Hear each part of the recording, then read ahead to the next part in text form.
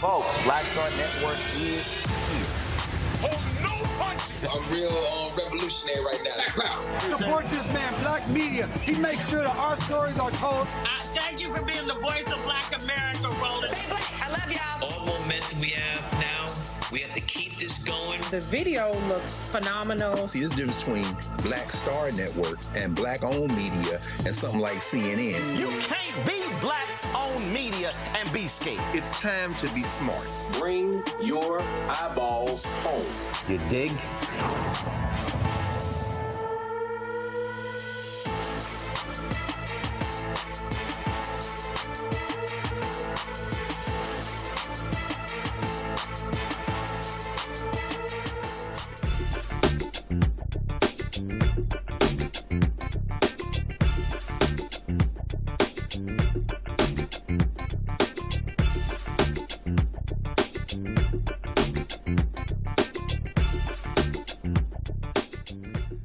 Today's Wednesday, February 25th, 2026, coming up on Roland Martin Unfiltered, streaming live on the Black Star Network. Lots of lies last night from Donald Trump and attacks on black people, on Somalians. He crowed about ending DEI. And of course, we had that scene on the floor where Congressman Al Green held a sign up targeting Donald Trump when it comes to calling black folks apes. Republicans trying to snatch it out of his hand. Congressman Al Green joins us on the show. A lot of lies about criminal justice reform. We will have a fact check about what took place last night. Also on the show, the Idaho City Council has gotten rid of Juneteenth and reinstated Columbus Day. Also, folks, a white Hunter College professor is under fire for some racist comments she made about black students. And we continue our salute to Reverend Jesse Jackson Sr. We'll talk with Barbara Reynolds, who authored 2 books on Reverend Jackson. It is time to bring the funk on Roland Martin Unfiltered on the Black Star Network. Let's go. He's got whatever the miss, he's on it.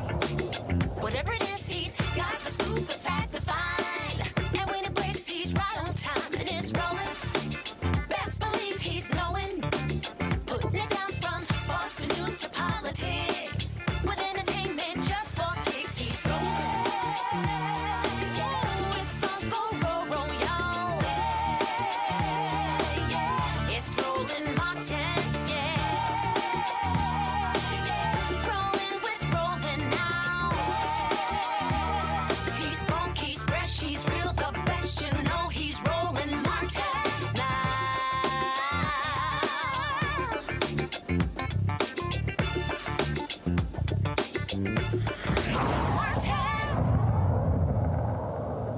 Folks, we can always count on my frat brother, Congressman Al Green, to speak truth to power. Last night when Donald Trump was walking into the House, Congressman Al Green held up this sign. You see it right here. You see Steve Scalise trying to snatch it out of his hand. He says, "Black people aren't apes." Several Republicans tried again to snatch it out of his hand. He was a little later escorted out of the House chamber. Congressman Al Green joins us right now. Congressman, glad to have you back on the show. Why did you want to do that? Why did you want to hold this sign up last night during the State of the Union? Not only did I want to hold the sign up, I wanted it to be in the president's personal space. I was there to confront the president. I wanted him to know that what he's doing is harming black people and that we're not going to tolerate it. The president never said that this was wrong. He never said he regretted that it occurred. He, in fact, in essence, condoned it. And I don't, and those who allow this thing to continue, those who tolerate it, perpetuate it. I will not perpetuate the notion that black people are inferior and somehow related to the ape family. You had several Republicans who actually tried to walk up to you and snatch it out of your hand. That was an exchange between you and this Oklahoma Congressman Mullen. What did you say to him when he tried a couple of times to snatch it out of your hand? Well, the exchange was rather quickly done, and I told him that this was my property in essence, and that I was going to retain it. There were others who were saying to me that I should not be as concerned about this as I am. And I said to them, in essence, you know, you can't tell me how I should feel about the things that are harming me. And that's what plagues us as a people. Other people want to define our suffering for us and tell us the extent that we should call it suffering. We cannot allow this, and we especially cannot allow these other forms of media to determine when we can complain and how we should complain. Our complaints are ours to voice when we believe it's necessary to have them exposed. Unfortunately, we've gotten to the point now where we can only say certain things on outlets such as yours. For example, the word racism. You say racism on the major networks, they won't have you back. But if we say it here, we can explain why it exists and what we must do to resist the existence of it and eliminate it so we don't have to suffer from it. Well, here's the thing that's interesting. Wired magazine reported today that a White House staffer, go to my iPad, Henry, a White House staffer appears to run a massive pro-X account. A popular right-wing account that called a video depicting Barack and Michelle Obama as apes a masterpiece appears to be run by a White House staffer, according to records reviewed by Wired. I mean, that's a perfect example right there, Congressman Green, of here you are protesting this. And you're right, Donald Trump, what did he do? He actually, he claimed after he talked to Senator Tim Scott that he took it down. Later on Air Force One, he basically defended it and said he wasn't going to apologize. And so the White House wants to have it both ways. And so by confronting him, you're challenging him on this very issue. Yes, we are challenging him on the issue, but we also are challenging him with the confrontation. You can challenge a person with a letter. You can challenge with a phone call. There are other ways to do it, but we've got to find ways to get in his face and challenge him. And this State of the Union is one means by which we can do this. The president knows that he can stand back and this never touches him. And this is what he does. He could care less about our complaining outside the White House. But last night was the opportunity to be there and in his face. And that is something that he does not find a means by which he can avoid. What happened last night was unavoidable. And I will tell you, I went there to do this. The last time it was done with the spontaneity. This time it was intentionality. The president has to know that we're willing to get in his face. Did you voluntarily leave, or were you escorted out by the House Sergeant at Arms? Were you ordered to be removed? What happened there? It was a combination of both. I was asked to take down my sign, to hold it down, and I said, no, I would not do that. And we talked a bit more, and after talking a bit more, and they became very, as you know, upset about my continuing to stay on, he agreed that he would escort me out, and I did leave. But it was a combination of both, because at some point, there was going to be more of what was happening. I wasn't trying to avoid that, but I did want to make sure I got my point across. And I stayed until I felt that I gotten my point across. And my intentionality was to leave anyway. I didn't plan to stay to listen through what he was saying. That was never in a part of my program. I wanted to get my point across and then leave. And I did that, and I left. I got to ask you this here. There was this moment where Donald Trump said, if you agree with this statement, then stand up. The first duty of the American government is to protect American citizens, not illegal aliens. The right wing is really playing this up by saying, well, the Republicans stood up and the Democrats, they refused to stand up. What do you say about that? And Glenn Beck is like, oh, my God, that was the easiest applause line. And, here you had the family of a young girl who was killed by an undocumented worker. And they were like, how dare you dishonor by not standing up? What do you make of that whole part of the speech? Well, the first duty is to support the Constitution. And the Constitution has places in it where all people are to be protected. So I stand with the Constitution. He stands with a might makes right mentality. And if we allow this might makes right mentality, ends justify the means to persist, we will shred the Constitution. It will become meaningless. And we will then have more than authoritarianism. We will have the dictatorship that we all dread and would not want to see happen and occur in this country. I think even these people on the right, a good many of them would not want to see a dictatorship. But it's about the Constitution. What they try to do is reduce this to a person who's done something dastardly and say, do you support this dastard or do you support the American people? No, I support the Constitution. And if the Constitution accords a person rights, then you don't deny that person's rights simply because the person has done something egregious. You still have to afford people the rights that the Constitution says that they have, because at some point it can be my rights or your rights that the Constitution says that we have. And persons can then say, well, we don't support that because we think it's wrong.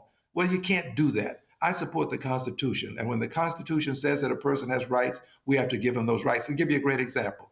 Due process of the law. He believes that if somehow you've been accused of a crime, you no longer have the right to due process. Well, that's what due process is all about for people who have been accused of crimes, for people who may have committed crimes, but they still are entitled to due process of the law, because that somewhere along the way, there will be somebody caught in that dragnet that is not guilty, that is innocent. And that law is there to protect that person and extricate that person from that dragnet.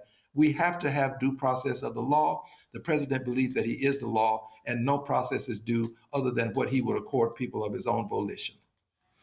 Congressman Al Green, we certainly appreciate you joining us on the show. Thank you so very much. Thank you, dear brother. Thank you. Folks, going to go to commercial break. We come back. Lots more to talk about from last night's speech. We'll also chat with our panel as well as we break down the state of our union and the massive amount of lies that we heard last night from Donald Trump at the State of the Union. You're watching Roland Martin Unfiltered right here on the Black Star Network. With medicine and science under attack, I want to keep you and your family informed and healthy. I'm Dr. Ebony Hilton, and I knew at the age of 8 that I wanted to be a doctor. So I studied hard and became the first African-American female anesthesiologist hired at the Medical University of South Carolina since its opening in 1824. And I always say I was made into a doctor, but I was born to be a mom. And as a new mom, wife, sister, daughter, and friend, I understand how frightening a medical crisis can be. I care for individuals on some of the worst days of their lives, and it's my mission to provide you with a safe space to gain clarity on issues affecting your mind, body, and soul. I recognize that there are health disparities, particularly as it pertains to race, and I want to help bridge the gap between you and your healthcare providers. Join me every Thursday for Second Opinion on the Black Star Network, where each week I'll invite experts from various medical fields to share the latest health news. We'll discuss topics such as the vaccine debate, mental and sexual health, medical bias, infertility, menopause, andropause, nutrition, and aging. Together with my medical colleagues, we aim to provide you with a second opinion. Don't miss it, Thursdays only on the Black Star Network.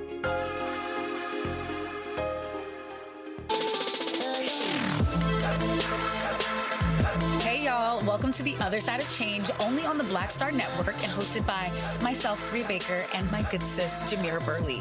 We are just two millennial women tackling everything at the intersection of politics, gender, and pop culture. And we don't just settle for commentary. This is about solution-driven dialogue to get us to the world as it could be and not just as it is. Watch us on the Black Star Network, so tune in to The Other Side of Change.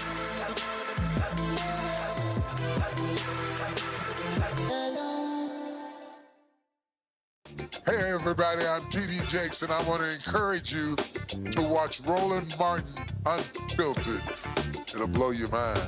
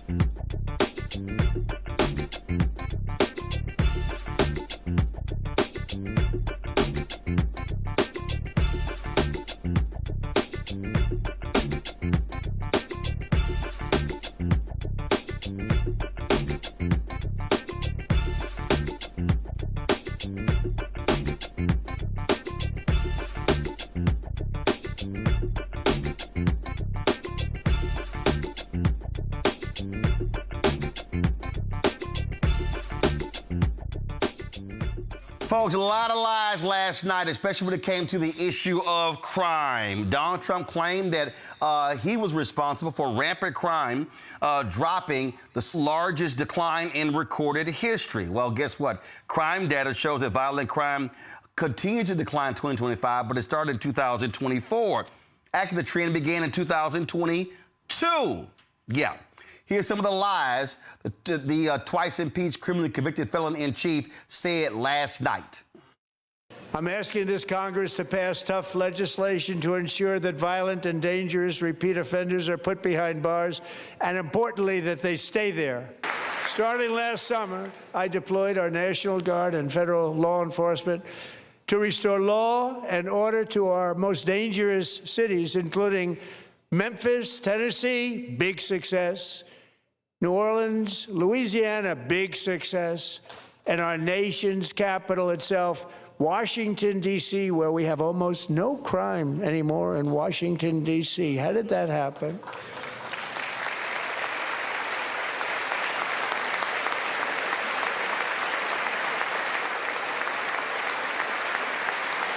In fact, crime in Washington is now at the lowest level ever recorded, and murders in D.C. this January were down close to 100% from a year ago. My goodness, lies, lies, lies, lies, lies. Deanna Hoskins, the president and CEO of Just Leadership USA, a national organization focusing on criminal justice policy at the federal level, joins us right now.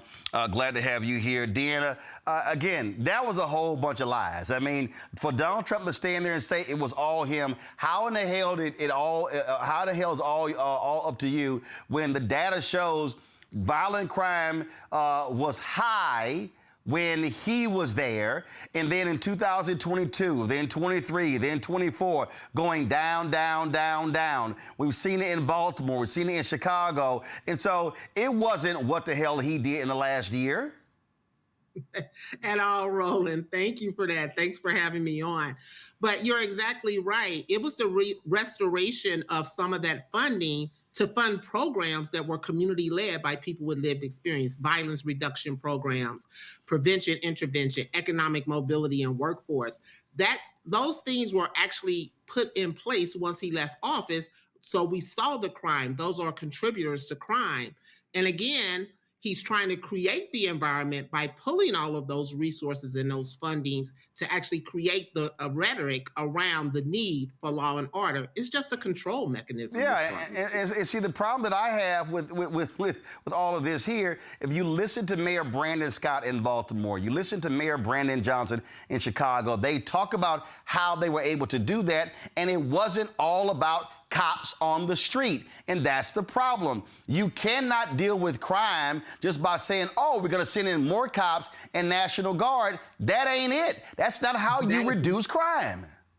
It is not. And I think if you really listen to what he said, he kept tying public safety to locking more people up, deploying federal forces, and expanding law enforcement. We've already expanded incarceration through the 94 crime bill, which we actually started investing because it was causing more harms. Prisons and locking people up doesn't keep us safe. We have the data and the information to show that programming, investing in communities, supporting people to have economic mobility, workforce pipelines, healthcare, housing, actually are the things that actually move people away from a survival mode of crime. We're not saying people shouldn't be held accountable, but you're creating the environment that actually leads to those projects, those processes around criminality that you're actually trying to actually enforce. And all you saw last night, that was all about I'm the tough guy, I'm the big bad tough guy, as opposed to what we call the soft aspects of reducing crime. Exactly. And also, Roland, if you be honest and you look at it, if you're creating the conditions, if you're actually changing housing laws that's restricting people to housing, if you're actually keeping the SNAP, TANF food benefits for felony conviction to keep food insecurity, you're pulling educational opportunities, you're pulling workforce opportunities, you're actually trying to create the environment to increase the crime, to justify the law enforcement going in. But let's also be honest. Expanding incarceration is profitable for those individuals who invest in private prisons and profiteering from incarceration. Absolutely. I want to bring in my panel right here to discuss this. Rebecca joins us. Rebecca Carruthers, President, CEO of Fair Election Center, joining us out of Washington, D.C. Joy Cheney of Joy Strategies, also from D.C. Brian Shapiro, talk show host, KSHP out of Las Vegas. Glad to have Brian as well. Glad to have all three of y'all here. Rebecca, the point here is, again, this is the games being played. And so Republicans and Donald Trump, what they want to do is, oh, I'm the big, bad, tough guy. And he wants to suck up all of the credit when the reality is he can't claim the credit. He's always trashing Baltimore and Chicago. So how are you going to trash Baltimore, Chicago, and other cities claiming credit for the hard work that they did to actually lower crime? But Roland, something to point out is some of his statistics, not only is it not incorrect, but then when the statistics have improved and trended in the right direction, like you said, it's not because of him or his policies. We saw this a few weeks ago when people saw San Francisco during the Super Bowl. It wasn't the hellhole that he had described all last year about San Francisco and Los Angeles and other places in California. So I think, you know, much like we discussed on the show last night, much of his speech is going to fall flat because it is flat. It's simply not true. And at this point, I think he's going to start to exhaust the American people because we're kind of tired of the bombastic rhetoric. Joy? I mean, he already has exhausted the American people. Look at his ratings, right? Both for last night, but also his ratings in terms of the popularity of his administration. You know, this is at the beginning of an administration. He's only 1 year in. It usually gets worse, and he's awfully low, around 30%. So that is of popularity, and that everyone else he's very unpopular.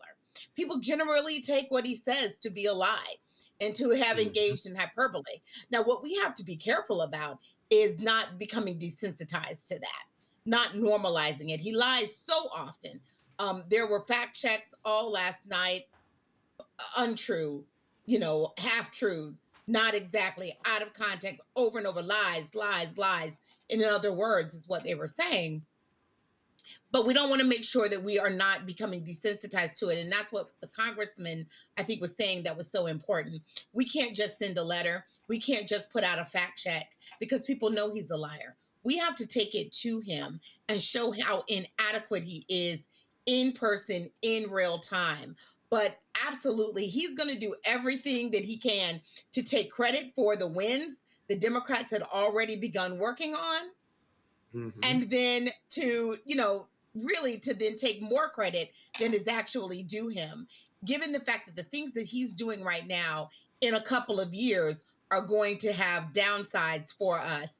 And we're going to see numbers slide in the wrong direction because any benefits we are seeing now are due to the work of other people. There has been very little that Donald Trump has done that has yielded positive benefits for the American people. Yep. You can just look at the polling to find that out. Brian? Yeah, hi, Roland. Thanks for having me. Good to see you. Donald Trump lied about everything. He lied about the economy. He lied about tariffs. He lied about inflation. And what's worse than anything else here is that he uses victims of crime as an opportunity to go after brown people. He did it time and time again yesterday as if somehow that's sort of an excuse. And speaking about crime, there were 1,300 crimes that were reported in D.C. just last month. So again, when he says crime is down 100% in D.C., obviously that's also a blatant lie. And when I hear from MAGA Republicans, they're so upset that Democrats didn't stand up and they didn't start clapping during certain moments in the speech. Well, first of all, they have a right not to stand up. And second of all, Green has a right to do what he did. And people have a right to be upset and angry. These phony Republicans getting in that room and standing up and clapping for literally every single word Donald Trump said. And the fact checking here, it's not an opinion. Literally, almost every other word out of his mouth is a lie.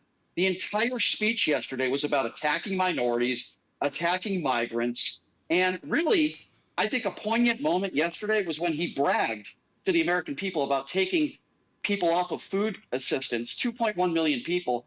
And he bragged about that as if that's some sort of a good thing. And then every Republican stood up and started clapping. That is a perfect example, Roland, of the difference between Democrats and Republicans today. Republicans think it's a great thing when people are struggling, living paycheck to paycheck, to take government assistance away from them. Democrats disagree, and I just thought it was a disgusting display yesterday from start to finish. Also, did farmers come up at all? I don't quite think so.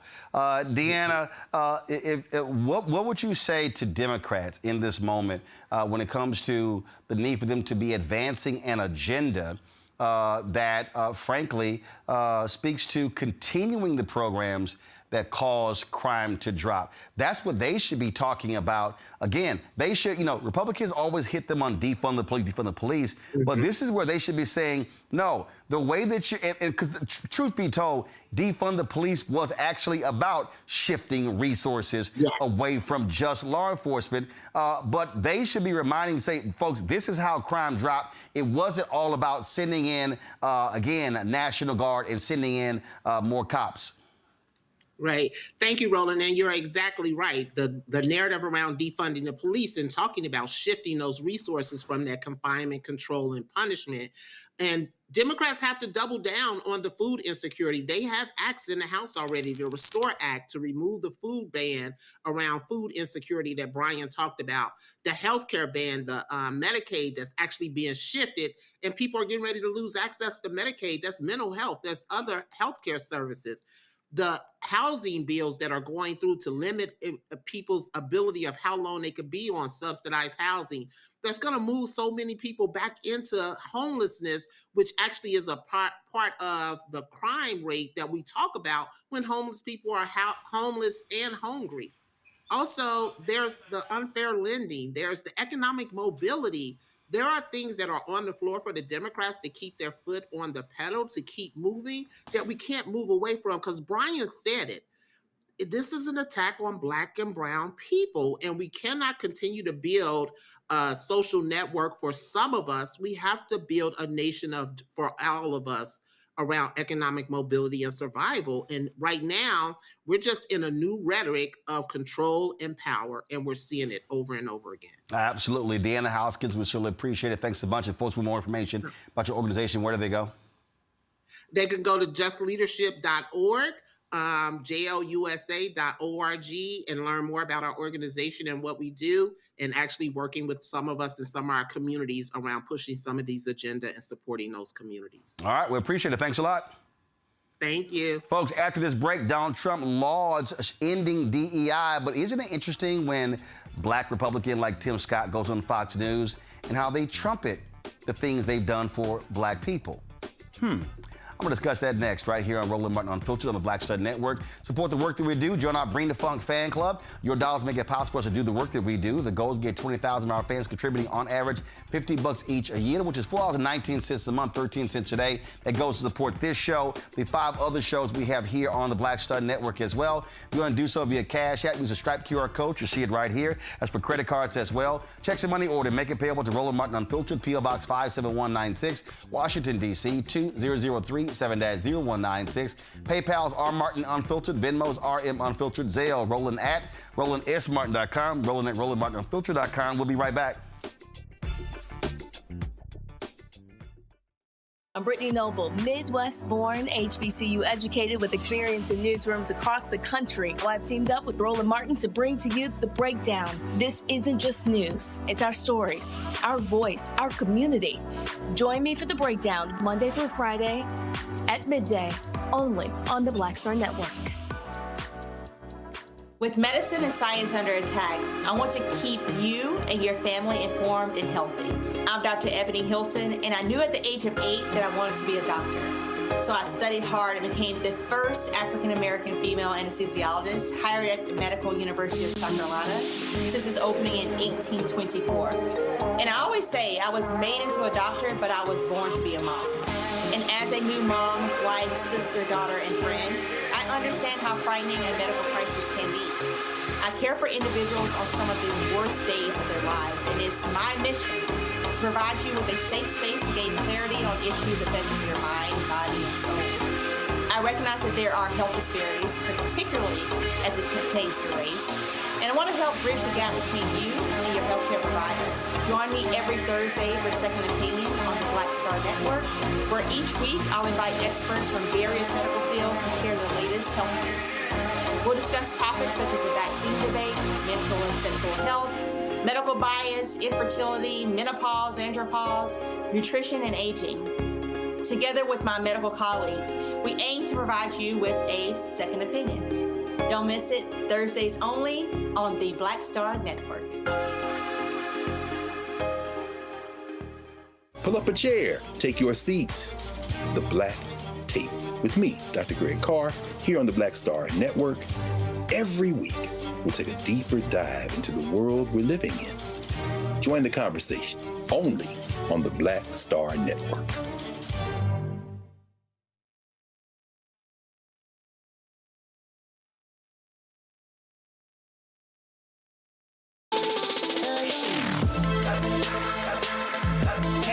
Welcome to The Other Side of Change, only on the Black Star Network and hosted by myself, Rhea Baker, and my good sis, Jamira Burley. We are just two millennial women tackling everything at the intersection of politics, gender, and pop culture. And we don't just settle for commentary. This is about solution-driven dialogue to get us to the world as it could be and not just as it is. Watch us on the Black Star Network, so tune in to The Other Side of Change.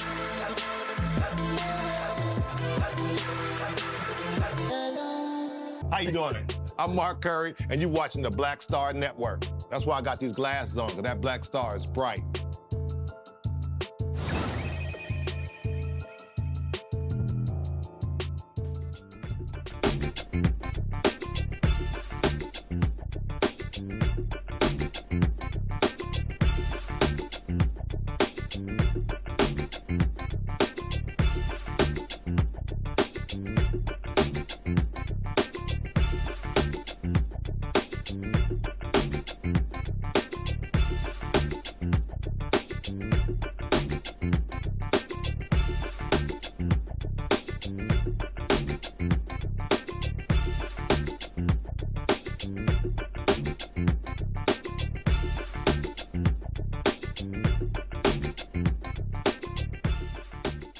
All right, folks, in that shameful speech last night, you know Donald Trump just gloated when it came to the issue of DEI. Watch this. Ended DEI in America.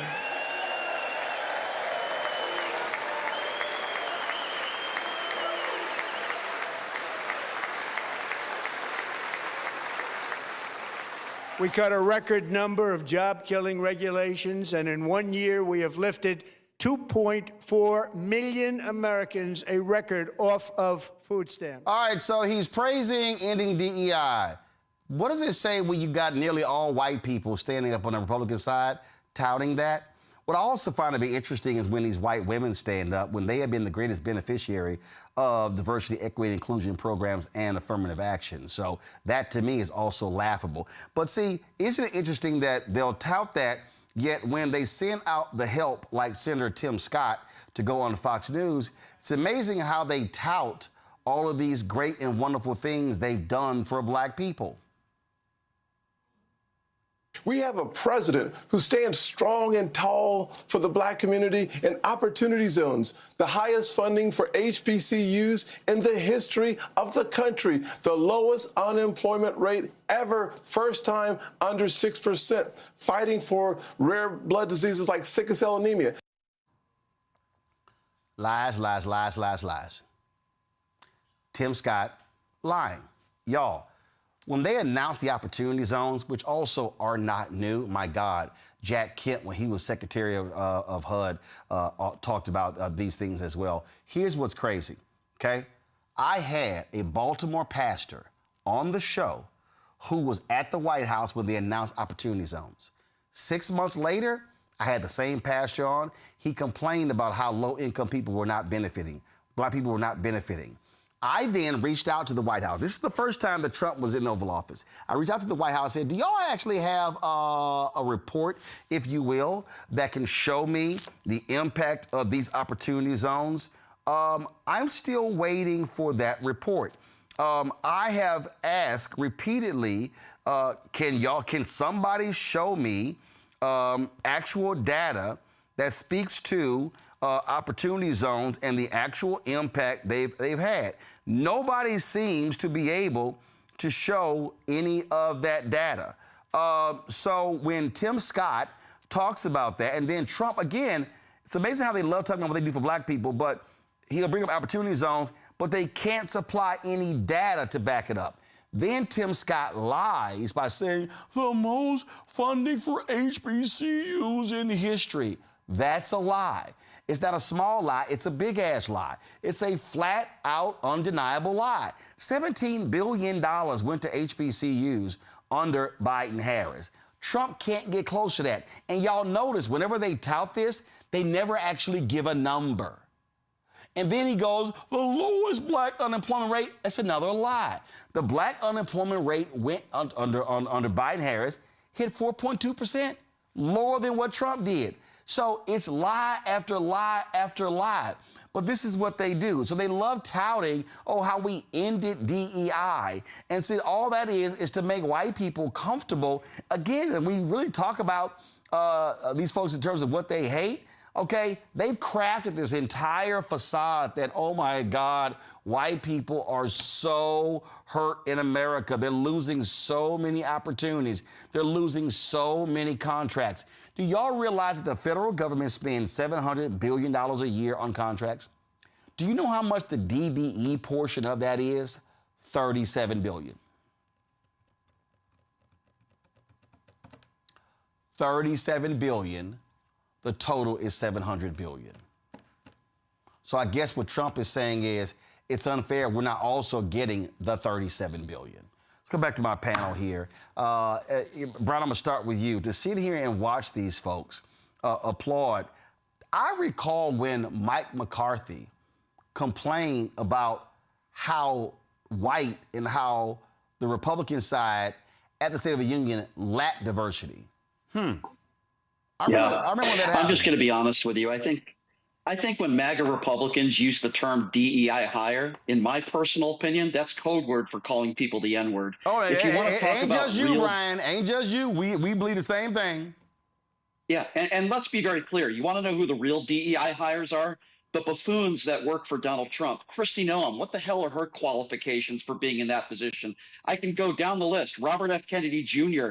is another example. I can go down the list of people in the Pat Patel, of people in the Trump administration that are not qualified to be in those positions that they're in, and it's showing with what they're doing or what the lack of what they are doing.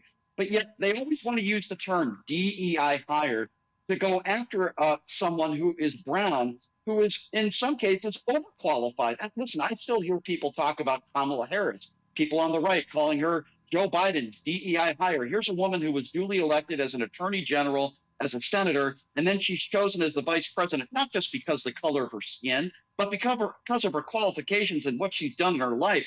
I mean, you have the wives of people who ran the WWE that are in those types of positions in the White House, and it shows with what they are doing right now and the damage they're doing to this country.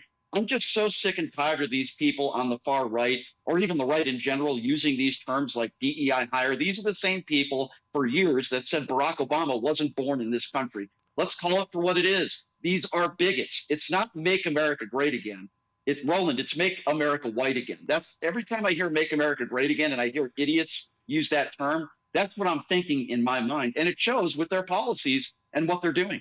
Yeah, you're absolutely right. You have folks like Tim Burchett and other Republicans, Joy, who will sit here and they say, oh, Vice President Kamala Harris, DEI hire. Oh, Judge Ketanji Brown Jackson, DEI hire. It is very interesting. You're absolutely right, Brian, that what they want to use is the N-word. And so they will use that against everyone, which is beyond laughable. They try it. Oh, and when these fools try it with me on social media. And again, I keep telling black people, I'm not explaining my credentials to anybody. They can all go kiss my ass. But Joy, this is the game they play, and then they want to say, oh no, we're not that way. We're accepting and loving of everybody. And then again, you got folk like Tim Scott. Now, mind you, his comments were in response to what Gavin Newsom said, which had nothing to do with black people. But this is the same Tim Scott who said that the ape video, that was the most racist thing I've seen come out of this White House. Well, guess what, Tim? That's your people. Joy? Yeah, it's definitely there are people. And what I thought was interesting about that comment was the most, right? That presupposes there were other racist things coming out of this White House, which he knows, right? Unfortunately, Senator Scott is in the sunken place, and we all know what that means. And I don't know why he's chosen to do it this way. He is actually a good person if you know him to a person and individually. He hires a lot of black staff. Who is? Sometimes more than Democrats. Who but is? the facts of the matter, let me finish. No, I'm asking. Hold up. Hold up, Joy. I'm asking. You say he's a good person. Who? Tim Scott. Here's my whole deal. Actually good. Yeah, but here's the deal. Here's the deal. You disagree. show us who you are by your actions. And so, absolutely. And so, when you are a Republican, when you are a black Republican, and you are an apologist for the bigotry that comes out of this White House, I'm not going to call you a good person.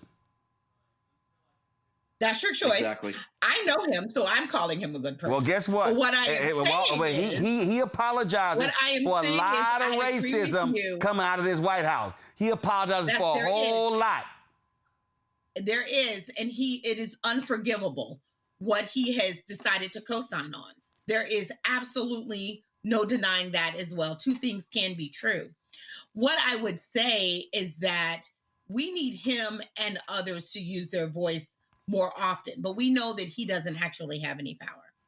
This administration, J.D. Vance, Trump, all of them have decided that they want to put their lot in with extremists, bigots, maybe not so extreme, maybe a majority of their party who believe that Black people, Latinos, Asian Americans should not have any opportunities. But it doesn't stop with them. They don't want women to have any opportunities. These people are beyond misogynist, and they're not just limiting themselves to me and Rebecca.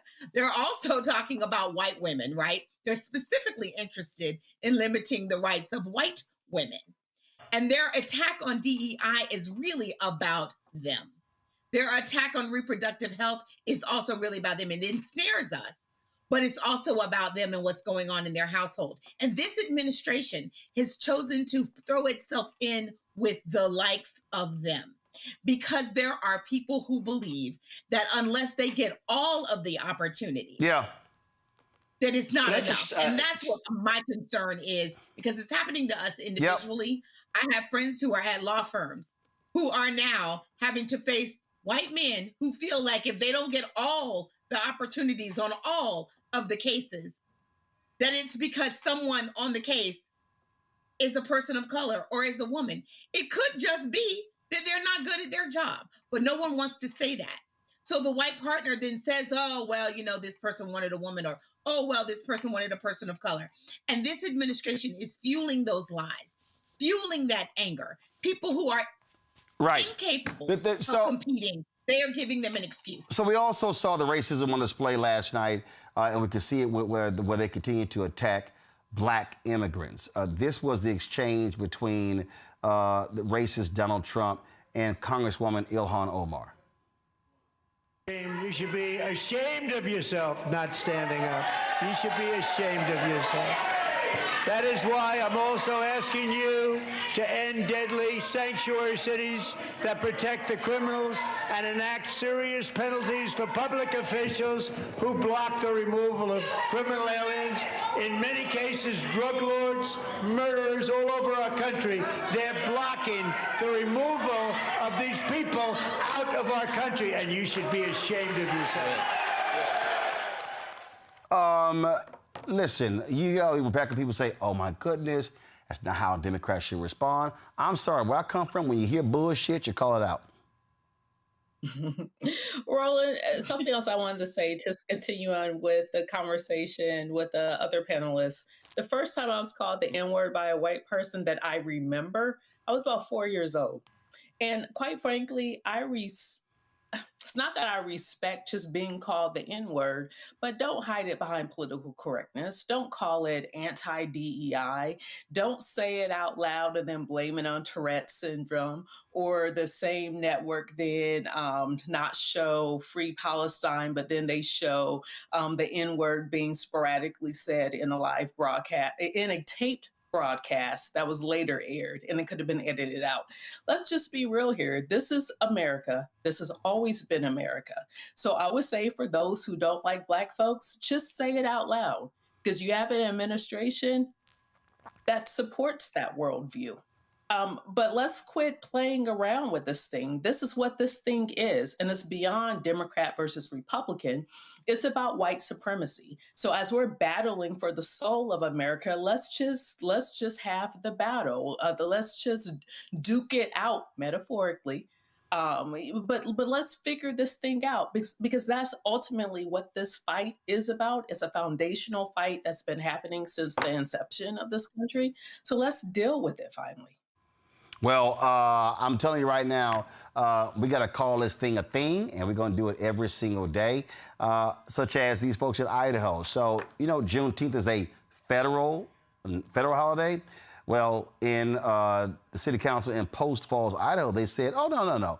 We're going to say the hell with Juneteenth, and we're going to bring back Columbus Day, you know, the day that we celebrate a dude finding a country or founding a country that already existed. It was a 4-2 vote to do so, to restore Columbus Day to the calendar. Post Falls racist Mayor Randy Westland says Columbus Day is a better holiday to celebrate American heritage, while 2 councilmen on the board disagreed.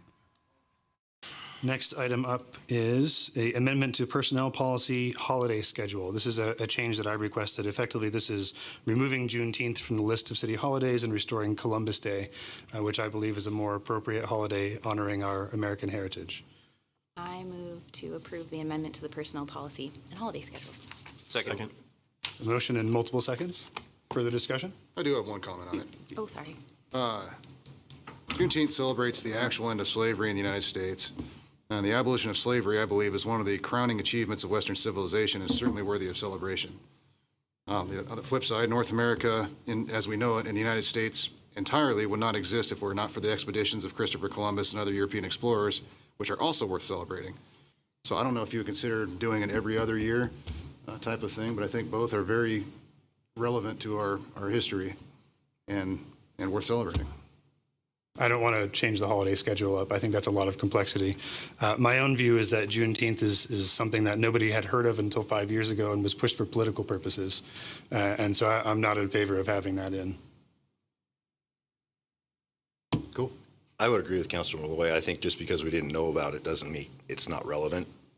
I do think that I would completely echo Councilor Malloy's sentiments that the elimination of slavery, which was common worldwide up until the rise of Western civilization, and unfortunately is still very common today, is something that we should definitely celebrate and hang our hat on, and not something that just because we didn't know about or was more or was made less relevant doesn't make it relevant to today. So I would definitely advocate for some type of arrangement. I don't think these two need to be mutually exclusive. You got to be pretty much a dumbass, Randy Westland, say, well, we didn't know about this till about 5 years ago when, it had been celebrated in a lot of places. But again, we're talking about Idaho, which is the home of a lot of white supremacists, a lot of militias. So I can understand why he wouldn't quite understand Juneteenth. But it goes to show you their sheer ignorance. That's what it all says. Rebecca, you first. So Juneteenth, I mean, it's a little bit more complex than that. It wasn't the ending of slavery, because slavery still continued definitely through that season. And it was more like for the border. But fine, I'll let them have it at that level. What's interesting is listening for the last couple of weeks, a lot of this Eurocentric revisionist history of America. And even think about what Marco Rubio said last week in Munich. And he was talking about how the Great Plains was just so vast and empty and all the European settlers just showed up there to fill it up. I mean, this is more revisionist history, because even, stipulating that Juneteenth, let's say it did actually end slavery on that day.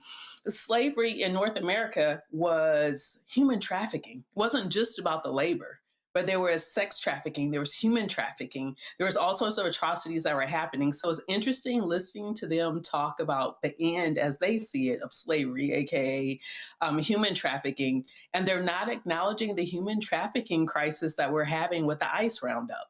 So it's very complex. It's very interesting. I would encourage them to delve deeper into the actual history of this country. Now, you know damn well they ain't the brightest bulb in a dark room. Brian, go ahead. Let's be very clear here. These are the same people who want to abolish Martin Luther King Day. These are the same people that want to ban books and don't want children to be taught what slavery was and how bad it was. They just want to erase history. These are also the same people who are totally fine with and celebrated Donald Trump getting rid of a Martin Luther King Jr. In the Oval Office, getting rid of a statue of Martin Luther King Jr., and they want to replace that with Charlie Kirk. That guy, Westland, that you just played, might as well have walked in there in a Klan outfit. That's what I think about some of these people. How did he even not know what Juneteenth was 5 years ago? How could you make a statement like that and be an elected official? I find it to be repulsive, embarrassing, and quite frankly, an embarrassment to white people that there are actually people out there that are elected officials that say things like that. I just think it's just gross. It's grotesque. And I've said this time and time again, Roland, I'm not saying everybody that voted for Donald Trump is racist, but I will say everybody that's racist has voted for Donald Trump. And I guarantee you that guy is a huge Donald Trump supporter. Joy? That is absolutely right. Not all racists, but every racist voted for him. Let me tell you what, this is also an indictment on the Idaho public school system. I mean, how could he have missed American history? And what bothers me is this retelling of world history, right? Well, slavery existed before. The transatlantic slave trade was unique in its perniciousness. And also, it's what is still having vestiges here in the United States. So it really doesn't matter what happened in other places around the world. This was the slave trade that we built our entire economy off of, which we are still building our entire economy off of. Let me just tell you, the new slaves, however, are poor white people, okay? That's what Donald Trump is setting up. I assure you, it's like Westland and even Malloy and all of them. Their constituents in Idaho are who the Trump administration has slotted for the low-paid, less educated labor that it would like to do the grunt work of America and build its riches off of their back. That is the issue of the transatlantic slave trade. These dumb white folks are also the victims of it as well. That's what he doesn't know. That's what I know. But of course, I went to Harvard Law School. Well, I ain't go to Harvard Law School, and I still know these folk ain't the brightest bulb in a dark room. And I can guarantee y'all, when it comes to my travel around America, Post Falls, Idaho will never make the cut. Gotta go to break. We come back. We're gonna talk about this Hunter College professor in New York. Let's just say she was stupid for some comments made on a hot mic regarding black kids and education. We're gonna talk about that and lots more in the second half of Roland Martin Unfiltered right here on the Black Star Network.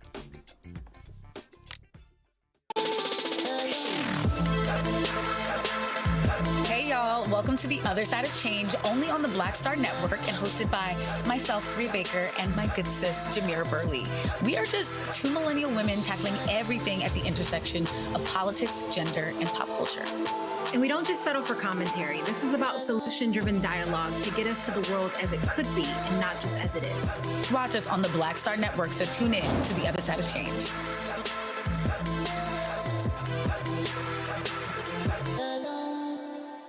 On a next, A Balanced Life with me, Dr. Jackie, a relationship that we have to have. We're often afraid of it and don't like to talk about it. That's right, we're talking about our relationship with money. And here's the thing, our relationship with money oftentimes determines whether we have it or not.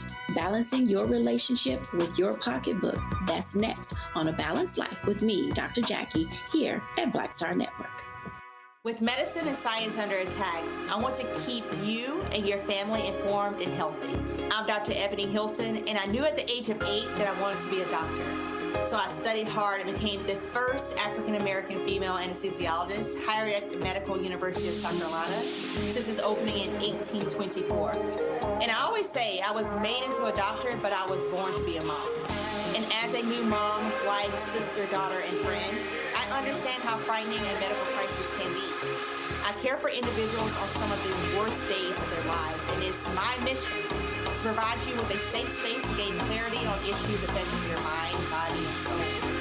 I recognize that there are health disparities, particularly as it pertains to race, and I want to help bridge the gap between you and your healthcare providers. Join me every Thursday for Second Opinion on the Black Star Network, where each week I'll invite experts from various medical fields to share the latest health news. We'll discuss topics such as the vaccine debate, mental and sexual health, medical bias, infertility, menopause, andropause, nutrition, and aging. Together with my medical colleagues, we aim to provide you with a second opinion. Don't miss it, Thursdays only on the Black Star Network.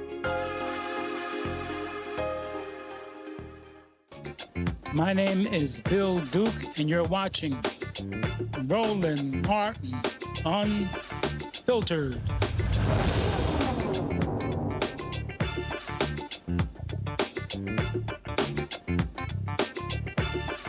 Not everybody who's a professor can be called smart.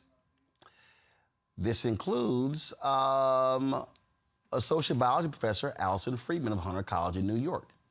So there was a meeting on February 10th, the Community Education Council in New York's District 3. They were talking about education. She said this about 8th grade black students they were speaking about the potential shutdown of the school, and well, she decided to just pop off and say this. Mr. Goldman and 2 other students on Fridays. He delivers lessons and helps us fit those skills into our lessons. Bad schools that like they're they're too dumb to know they're in a bad school. Independent in our class. I mean, fuck. But apparently Martin Luther King said it. Like if you train a black person well enough, they'll know to use the back. You don't have to tell them anymore. They're just Allison Friedman, what you're saying is absolutely hearable here. You've got to stop.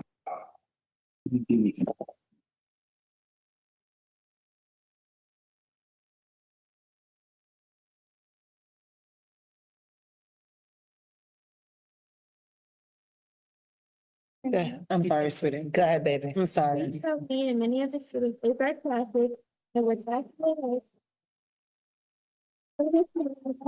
Students might not be able to have these safe spaces and supports. We should be able to keep our school open. Thank you. Thank you. Thank you very much. Friedman later addressed the backlash, saying she was attempting to explain systemic racism by referencing a historical example discussed earlier in the meeting, stemming from remarks made by District 3 Interim Acting Superintendent Reginald Higgins. Now, Higgins had quoted the historian and the father of Black history, Carter G. Woodson. Here's the actual quote. Carter G. Woodson said, "When you control a man's thinking, you do not have to worry about his actions. You do not have to tell him not to stand here or go yonder. He will find his proper place and will stay in it. You do not need to send him to the back door. He will go without being told. In fact, if there is no back door, he will cut one for his special benefit. His education makes it necessary." Now, although Friedman has since apologized, many students, parents, and school officials condemned her remarks and are calling for her to be fired. The New York City Board of Education released a statement. Board of Education in New York City, the statement said, New York City Public Schools does not tolerate discrimination. We take these matters very seriously. And the superintendent, as well as our Office of Family and Community Empowerment, are providing support to the district in response to this incident. Citywide and community education councils are independent bodies, and their meetings are intended to be respectful spaces for students, family, and staff. And we are dedicated to supporting them and upholding that expectation. The school's chancellor, Kamar Samuels, also said this: "The comments made were abhorrent and have no place in our school communities. New York City Public Schools does not tolerate racism or discrimination of any kind, period. We take these matters very seriously, and the superintendent, as well as our Office of Family and Community Empowerment, are responding to this incident comprehensively." Okay. I'm just trying to understand, Rebecca, how she think folk were falling for the okie doke by, oh, no, I was really trying to explain girl, stop. Stop.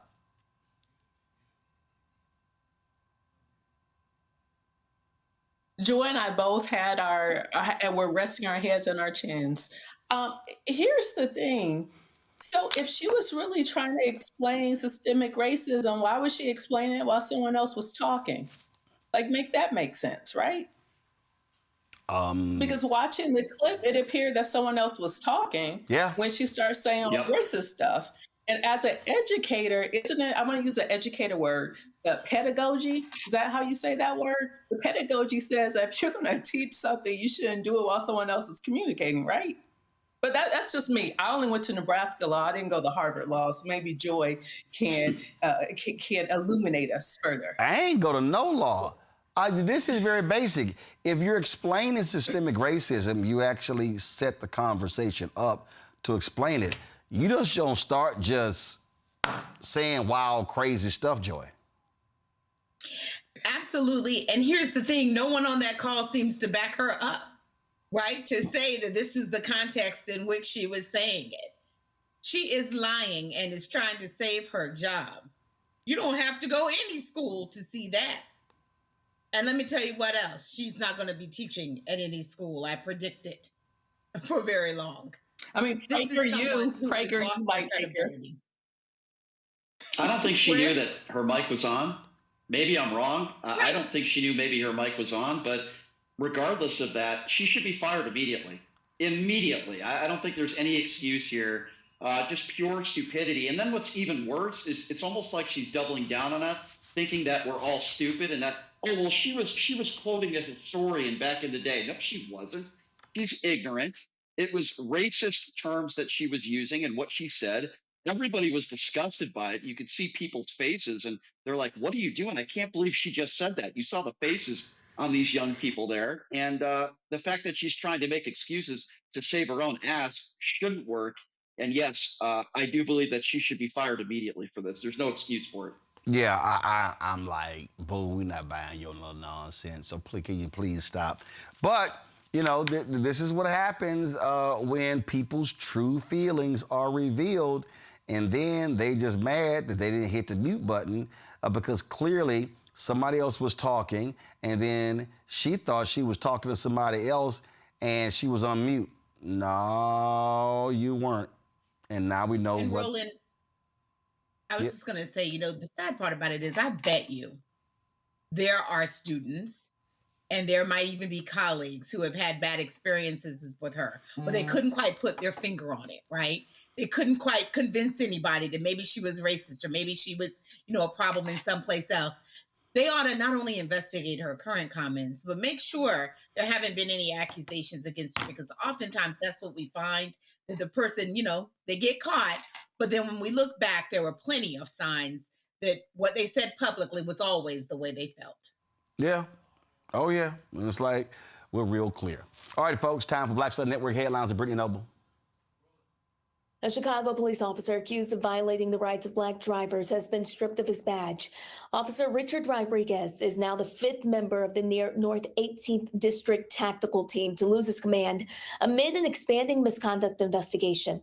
The action comes after Chicago police launched a review that uncovered what officials described as a troubling pattern of undocumented and unprofessional traffic stops. Rodriguez was flagged in a database released by Inspector General Deborah Witzberg, created to identify hotspots of alleged police misconduct. He reportedly has more complaints than any other officer in the unit except Officer Joseph Vecchio, who is also assigned to the 18th District Tactical Team. Rodriguez is currently facing 28 complaints and is named in 8 pending lawsuits. Well, the Trump administration is weighing a new requirement that would force U.S. banks to verify the citizenship status of both current and future customers. According to sources who spoke to CNN, the potential move could come in the form of an executive order as part of the president's broader immigration crackdown.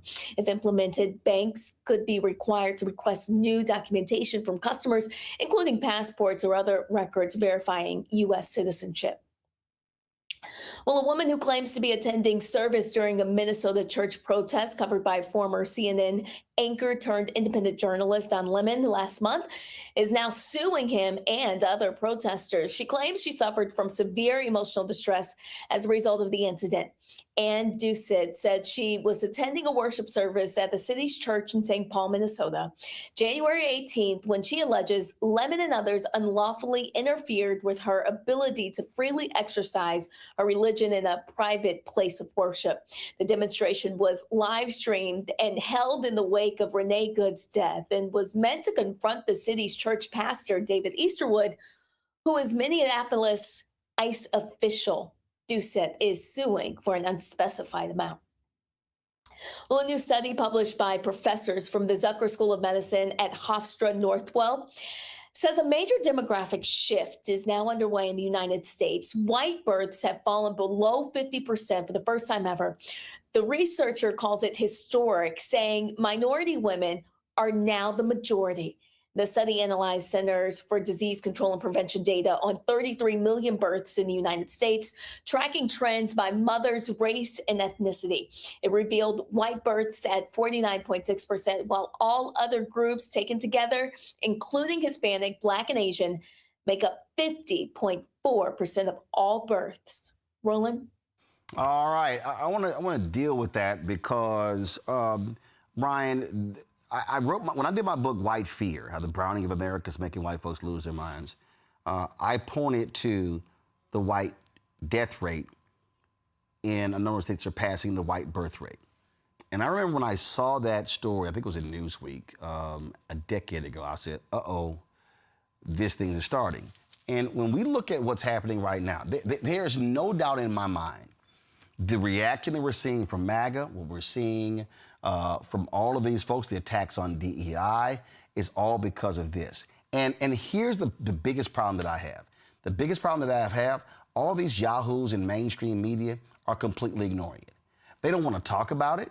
They don't want to deal with it. They don't want to confront it. There have been individuals who are show hosts who I have been personally texting and emailing for years saying, y'all, this thing is happening. What are you talking about? And they want to talk about every other thing. It is as if even when we talk about identity politics, they want to act like whiteness is not an identity, is not part of identity politics.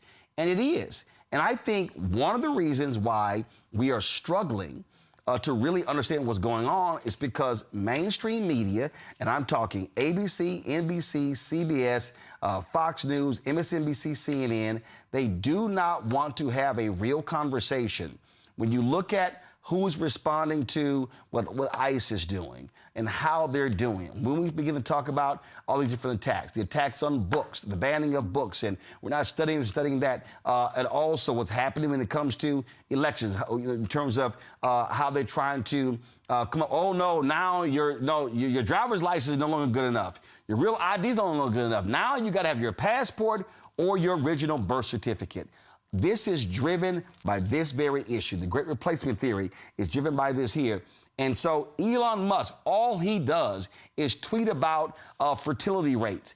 And what drives them crazy, and I've been saying, sorry, you can't blame black people, Latinos, and Asian Americans because white people stop having enough sex and stop having babies. Sorry, that's a white-on-white problem. Yep. It's funny because when you talk about gun control, all they want to talk about is black on black crime. And you're absolutely right, Roland. When you go to the mainstream media, they don't want to talk about these issues. They would rather salivate over attacking Don Lemon for going into a church and simply taking out his phone and doing what any journalist would do and start recording and asking questions. They don't want to talk about these real issues. They want to talk about these culture wars. And you mentioned Elon Musk. You're absolutely right about that. A perfect example. And here's a guy who, for lack of a better term, spreads his seed all over the country, has all these women sign non-disclosures, and is not a father. So you're absolutely right, and it is extremely frustrating when you look at so many of these national networks all over this country not talking about the real issues that Americans are facing. I couldn't agree with you more. This was a tweet that he sent out. Give me 1 second, I'm going to pull this up. he sent this tweet out, and this was this was last year, and Elon Musk tweeted this.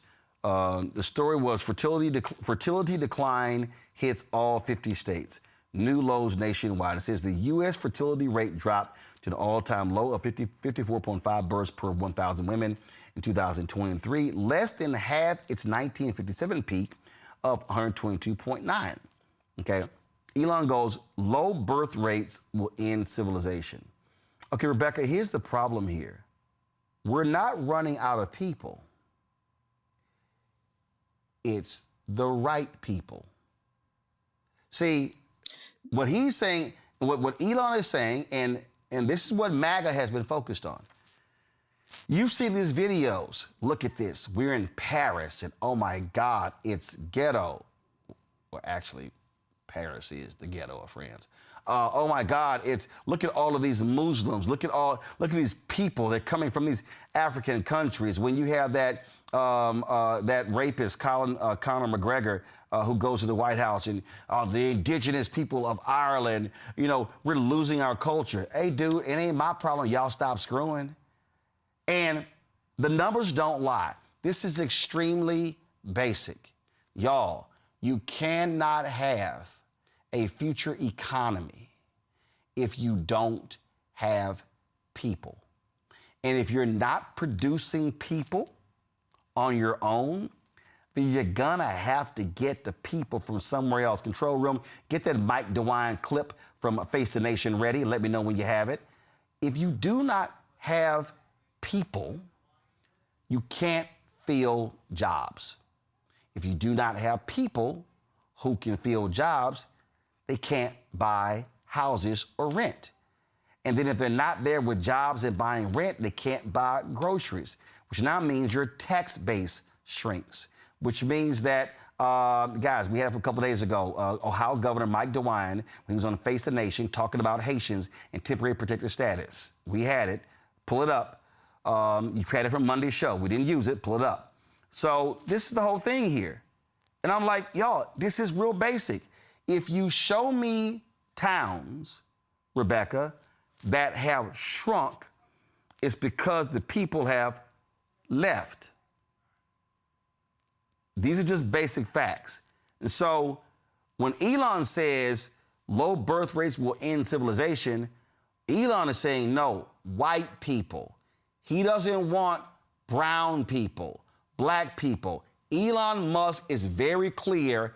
He wants more white people. Roland, at first I wasn't sure if you were saying that Elon Musk was concerned that enough of the right people weren't being born or enough of the white people, but it sounds like I heard you say both, because for Elon Musk, I guess white is right. And quite frankly, look, he's doing his best to try to improve the white population. How many kids is he up to now? That said,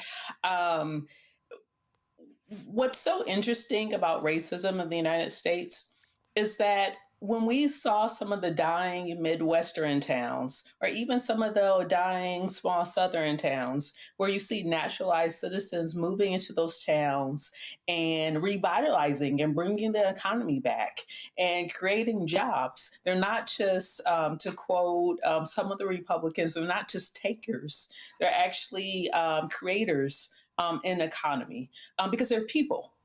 People, there's no one demographic that only takes and doesn't also create to add to the American economy.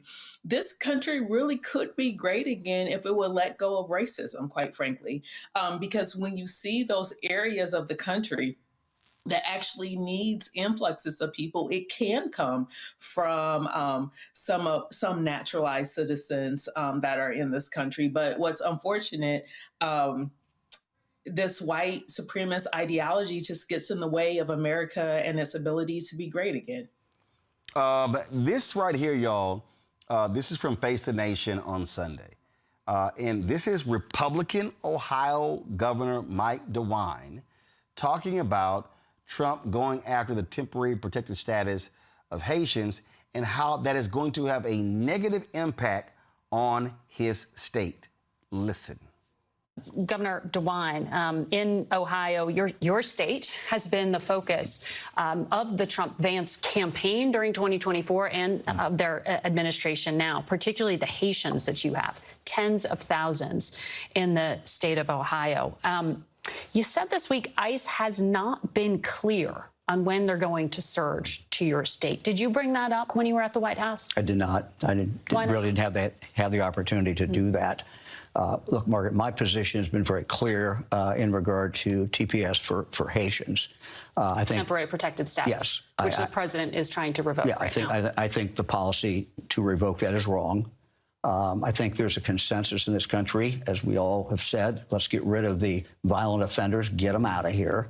I think there's a consensus behind the need to do a good job on the border, and I think the president gets high marks for doing that on the border. But once you get beyond that, I don't think there's a consensus for taking people who are working, who are supporting their family. And we've kind of seen it in almost in a micro way with the Haitian community that's come into Springfield. Springfield is an industrial city, manufacturing city that was down. It has been coming back. And frankly, one of the reasons it's coming back is because of the Haitians who are working there. These are people who, if you talk to the employers, they were filling jobs that were not being able to be filled in any other way. So it's been a big boost to the economy. So if one day they know that TPS is taken away, no employer can hire them anymore. And so you got to have all these people who are unemployed. So I think the policy there is wrong. And if I could just say this, I think that this is a real opportunity for the president in regard to immigration, probably after the election, because nothing's going to get done before the midterms of 2026. That's right. I think the president has a chance to do something that no president has done for 4 decades.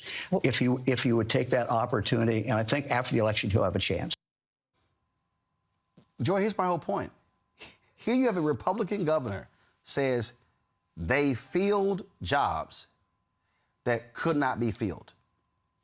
We've run clips of one CEO who said, oh my God, these folks are amazing. He's like, they work hard, they get the job done. He said, we could not be doing the business we're doing without them. Okay, so wow, it sounds to me like that's the kind of folk you want in the United States. Oh, the haters, when Donald Trump and J.D. Vance were lying about they were eating cats and dogs, well, we also know what happened. There was a white woman whose pet was missing, who made that crap up, and then later came out and admitted that she lied, she was wrong. Oh, by the way, her pet was returned. And so what they've done is they have completely insulted thousands of Haitians, and then you have these racist white folks in Ohio. We don't want them here. Okay, guess what? Your little rinky-dink ass town is gonna die then. So you know what? Those companies that have those companies there, they're gonna be gone. Your tax base is now gonna be shattered. Springfield was losing population over 3 decades, and with the Haitians coming in, it was bringing their places back. This is no different than the Republican governor of Nebraska calling Trump saying, hey, can you slow down on all of these raids? Because I've lost 6% of my state GDP because we don't have folk to work these farms. And this is what these right-wing maggots refuse to acknowledge. They can't, they're like, oh, deport everyone, get rid of everyone. Then it's like, oh, crap. Who's going to build houses? Who's going to work farms? Hey, slow down. Don't do that because now you're affecting my business. Well, y'all got to make up y'all damn mind. The reality is, if white people in America aren't having babies, you're not going to have a country 30 years from now. These are just some basic ass facts. And there's some black people. I've seen y'all, Roland sitting here, he's touting immigration. Y'all, this ain't hard. This ain't hard. Facts are facts. It's math. It's math. The math ain't mathin'. And the fact of the matter is, if you go and talk to anyone who's in one of these towns that are dying, a mayor, a county executive in they are happy to see people from other countries. Look at what happened to Afghan refugees, right? There were cities and states begging, like, please come here, relocate here, rebuild here, bring all your skills here.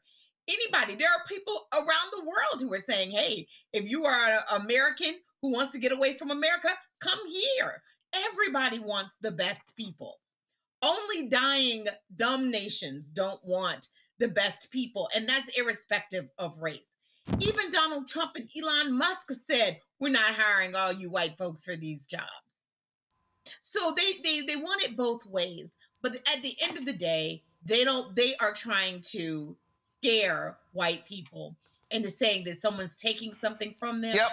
But in reality, their inequity and their ineptitude has taken it from them. White women don't want to have babies with white men. That's the truth, right? That's what the statistics are showing, because some of them are so dysfunctional. They're on computer games and they don't know how to interact with real live girls, real live people. Well, and again, that's what's also happening here. And so what they need to do is focus on figuring out how we can make all of our people such that they are eligible, women and men, who people would want to have babies with. But also, and you don't do that by punishing other people. You do that by improving yourself. But also, I need us. We got to be really honest about what their desire is. This was one of those idiotic conversations on CNN. This is featuring Ken Cuccinelli. Was he Attorney General of Virginia or something like that? I don't know. He was, and then he worked for the Trump administration. I want you to listen to what he says, and I want you to listen to the words he uses. And this sounds very much like that speech that the Missouri senator gave, which was a white nationalist speech. Listen to what he says, because what he's saying is, these are the type of people we want in America. We don't want them people. We want these people. Listen. No. We're a Western nation. Our foundation is a Judeo-Christian Western civilization philosophy. Built on slavery. Finish the sentence. And indigenous land. Those cultures fit in this country. And when I say fit, I mean values fit. Which cultures? Similarly Western cultures. So Chinese Americans out, Japanese Americans out, Arab Americans out. Here they are. Here they are. Most of this entire hemisphere isn't white. No, they're here. It's not about white people. We have lost confidence. It seems the Republican Party. This is something that won't be confronted. The Republican Party seems to have lost faith in the revolutionary ideal of this country. That it doesn't matter the color of your skin or what country ever you color your hair. No, that is not true. Our ideals make American. But a country like Somalia or Syria or Afghanistan, you cannot vet individuals coming from those countries. You cannot do it. So hold on. Can't be done. You just and so I land in the place of favoring You're shifting it now, because you were saying before that it was about. Brian, they refuse to just go ahead and say, look, we really want white people. So they use the phrases, oh no, our foundation is a Judeo-Christian Western civilization philosophy. Okay, Ken Cuccinelli, let's do the math. Germany, Germany, are they producing more white people? Nope. England. What an absolute. Nope. Hold on, no. England. Nope. Ireland. Nope. Italy. Nope. Like, if you start naming all of these Western, these Judeo-Christian, Western civilized countries, they're not producing more white people. Because when you look at fertility rates all across the world, white nations aren't having babies. So it's like, oh, so you think, I mean, Germany, the only reason the German economy has been consistently stable, they've been losing population. Why has the German economy been stable? Because of immigration. The Germans like, yo, we hate immigration. We don't want immigration, but damn, immigration is saving our asses with our economy. These are facts. But Ken Cuccinelli, just say it. We want white people. Donald Trump gave a speech in Philadelphia where he said, can we just get some people from Denmark, from Sweden? Donald Trump just said it. I need more white people. So embarrassing to hear that guy on CNN. It's Brian. Brian, go. It's just so embarrassing to hear that guy on CNN spew that absolute nonsense. When I think of America, I think of diversity. When I think of America, I see the fact that it's a land of opportunity where we have all sorts of different people in the crayon box that can come to this country and make something of themselves. Heck, even Donald Trump said something not that long ago that a lot of MAGA didn't like, which was, we don't have enough talented people in America. We need to bring over 600,000 people from China. And I know a lot of MAGA Republicans didn't like that statement. But to hear that guy go on national television and make those statements, you're right. Why don't you just say it out loud?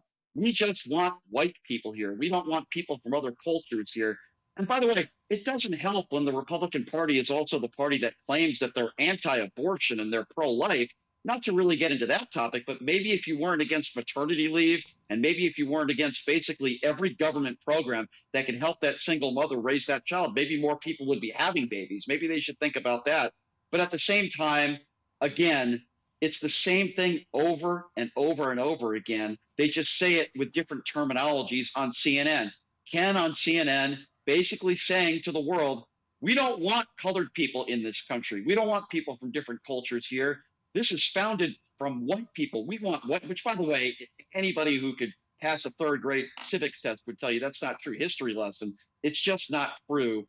And it's embarrassing to me as a white person to hear somebody like that say those things. And most reasonable people that are not bigots would obviously disagree with that. And I'm glad he got burned on that CNN panel. And I'm not surprised that at one point he worked in the Trump administration either. Those are the kinds of people that Donald Trump wants working in his administration, the Stephen Miller types and people like that.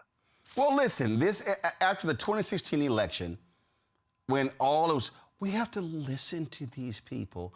We have to go to middle America. I mean, you had, what's his name? The film, Michael Moore on MSNBC. I grew up in this place. We've got to listen to them. And I was like, no, we don't. Like, we already know what this is all about. This right here was a report from PRI in The Atlantic. And it said, beyond economics, fears of cultural displacement push the white working class to Trump. And right here, in their executive summary, this is what they said. They said, identification with the Republican Party, identifying as Republican, not surprisingly, was strongly predictive of Trump's support. White working class voters who identified as Republicans were 11 times more likely to support Trump than those who didn't identify as Republican. Number two, fears about cultural displacement. White working class voters who say they often feel like a stranger in their own land and who believe the U.S. needs protecting against foreign influence were 3.5 times more likely to favor Trump than those who did not share their concerns. Support for deporting immigrants living in the country illegally. White working class voters who favored deporting immigrants living in the country illegally were 3.3 times more likely to express a preference for Trump than those who did not. Economic fatalism.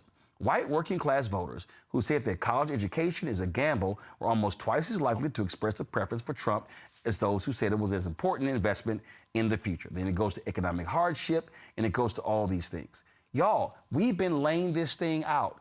Donald Trump, when he came down that escalator in 2015, he has been pressing the buttons of white fear. And the reality is, whether you are talking about and that's why you have a fight going on between the Silicon Valley class, the crypto bros who have been funding, who also start funding Trump. And then when Charlie Kirk and others were like, hey, what's going on? Because they wanted those special visas to bring folks in. And then these white natalists were like, oh, no. We have the people right here in our own country. And then even Trump says, as one of y'all just said, Trump like, no, we don't. We ain't got them. They not here. We kind of like need them. And so I need people to understand Okay, this is why mainstream media keeps screwing it up, because they don't want to have the real conversation.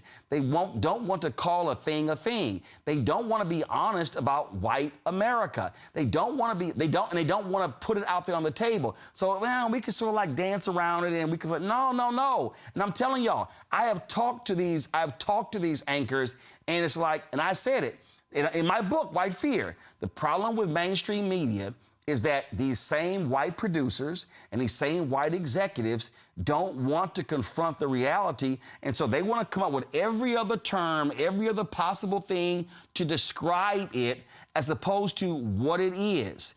The real thing is the Republican Party today is advancing an agenda of, oh my God, us white people are going to be out of power. And let's be real honest. There are black people who are saying, oh no, we're going to lose our power if these Latinos keep coming in here. We're losing our stuff, without realizing that 10% of the black population in America right now are black immigrants.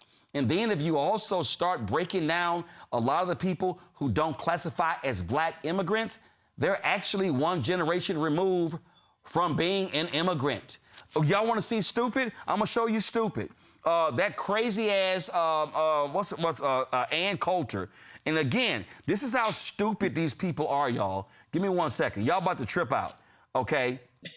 This is stupid. Ann Coulter actually posted this tweet, and boy, did she get nailed in the community notes. She got nailed big time.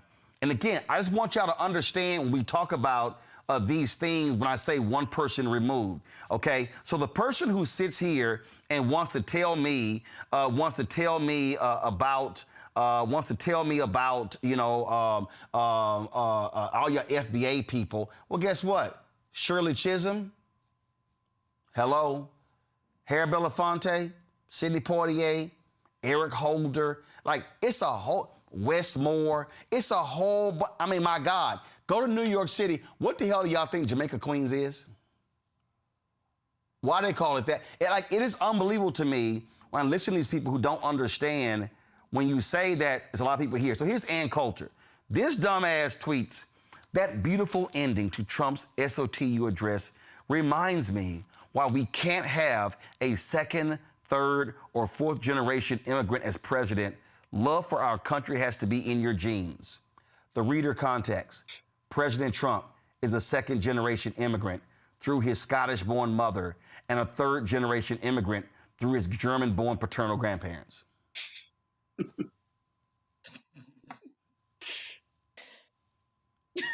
What an idiot.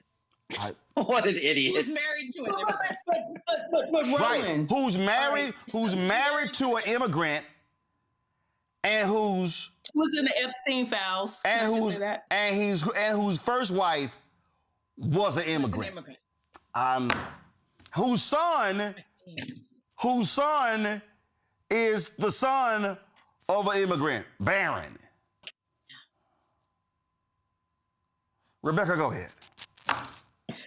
So it's interesting talking about Middle America, because listening to Cusinelli, that's an Italian surname, and being from Middle America, historically, Italians and Irish weren't treated as white people when they got to this country.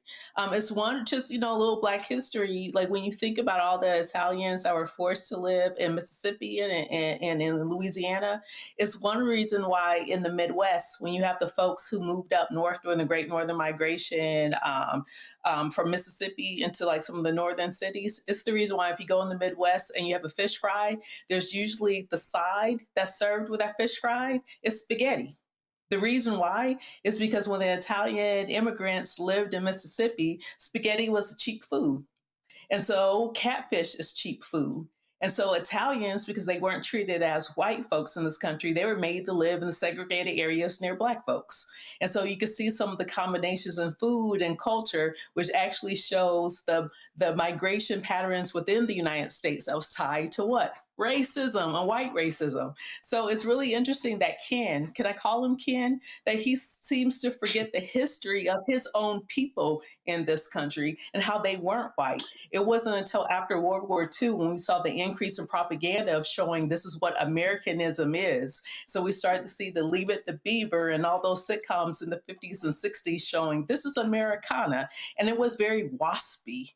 It was very whitewashed. And so I'm thinking, I don't even know if the correct term here is homophone. When we think of the word America, in American, what it means, Bad Bunny just showed us at the Super Bowl that Brazilians are Americans, that Puerto Ricans are Americans, that Dominicans are Americans. And so it's interesting hearing this revisionist history where they're trying to prove and show and paint this brush backwards of America has always been a white country, or in America is only the United States of America. Well, that simply is not the truth. And so we are seeing one party in this country that is furiously trying to undo and erase other non-WASPy cultures because they want white supremacy. They want the United States to be a white supremacist state. When we see the fall of apartheid in South Africa, they were afraid they were going to lose a white supremacy state. When we look at the UK, a white supremacy state, you can even make an argument about certain things in the Middle East of white supremacy states, but I won't go there tonight. So that said, the United States for these people with this particular worldview, this ideology, is the last place on earth they can go. Yeah. And that's what this fight is. And so people just need to understand, I need our people to understand what is being played here. And when they begin to have these conversations, I'll make this last point. When I see somebody black go, well, they're going to be displacing us. I'm going to say this again. When you're voting at 38 and 40% of your capacity, you're actually self-sabotaging. You're self-sabotaging. When I see these stories, they're like, oh my goodness, the black population of New York City is decreasing. It's not what it was when David Dinkins was there. Yeah, because when you basically destroy what were middle-class jobs, people are going to leave and go places. What also people don't understand is that there's been a reverse migration happening in the last 20 years. But also understand what the reverse migration is also about.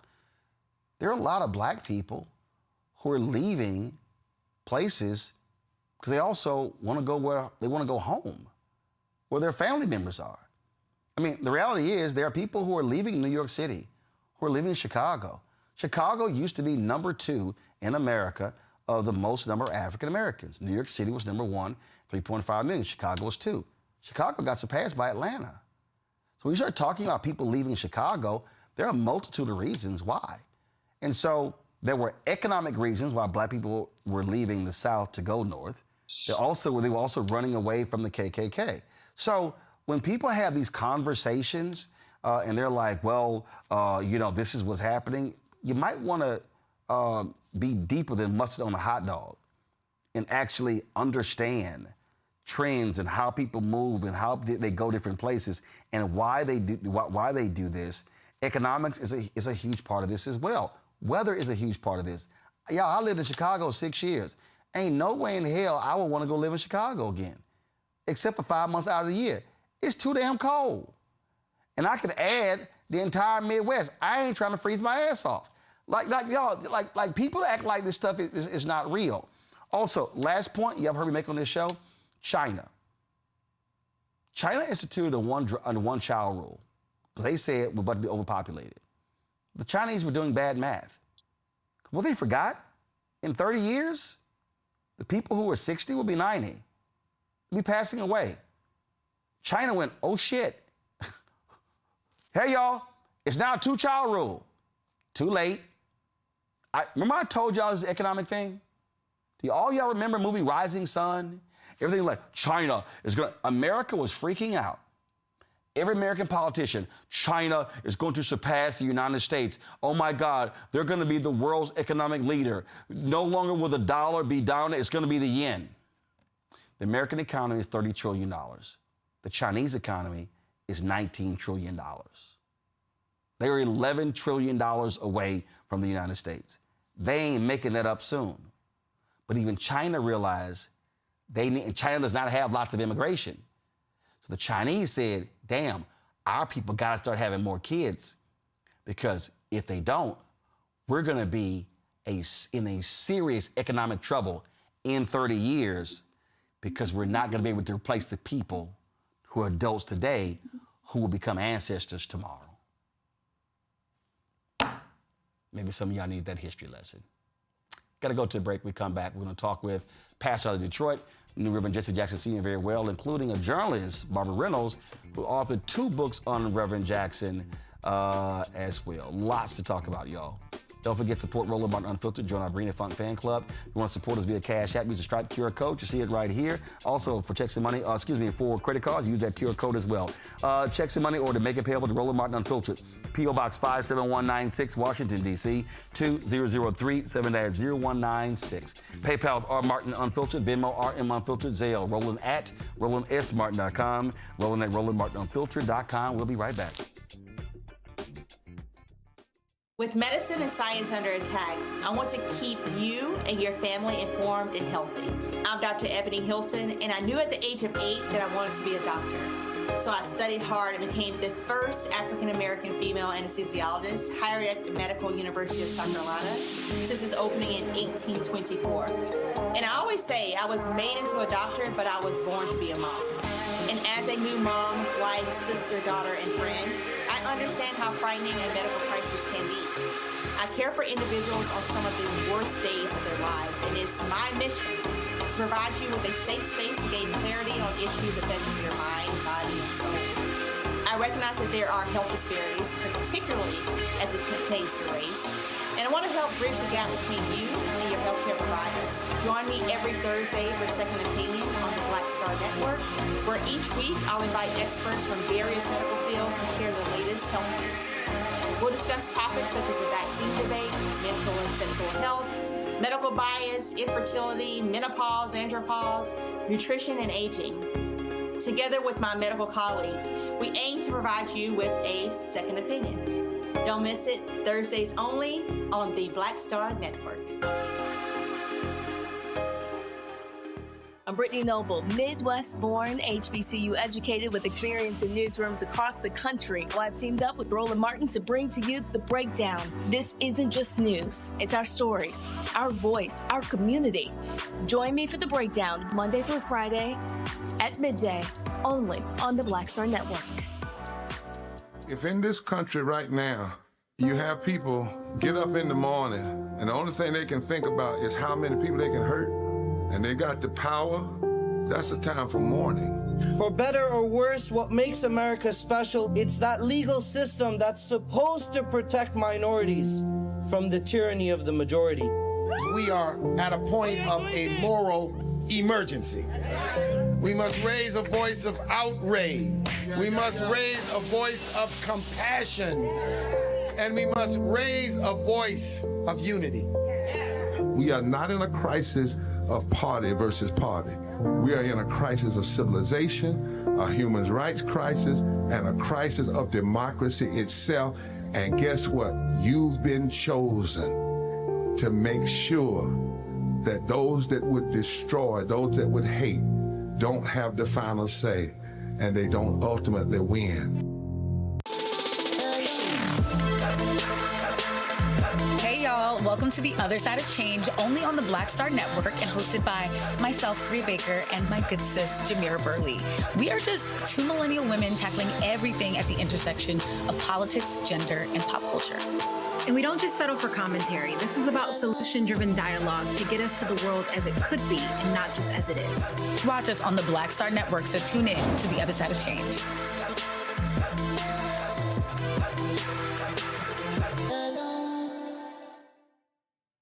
I'm Ryan Wilson, CEO and co-founder of The Gathering Spot, and you're watching Roland Martin Unfiltered on the Black Star Network.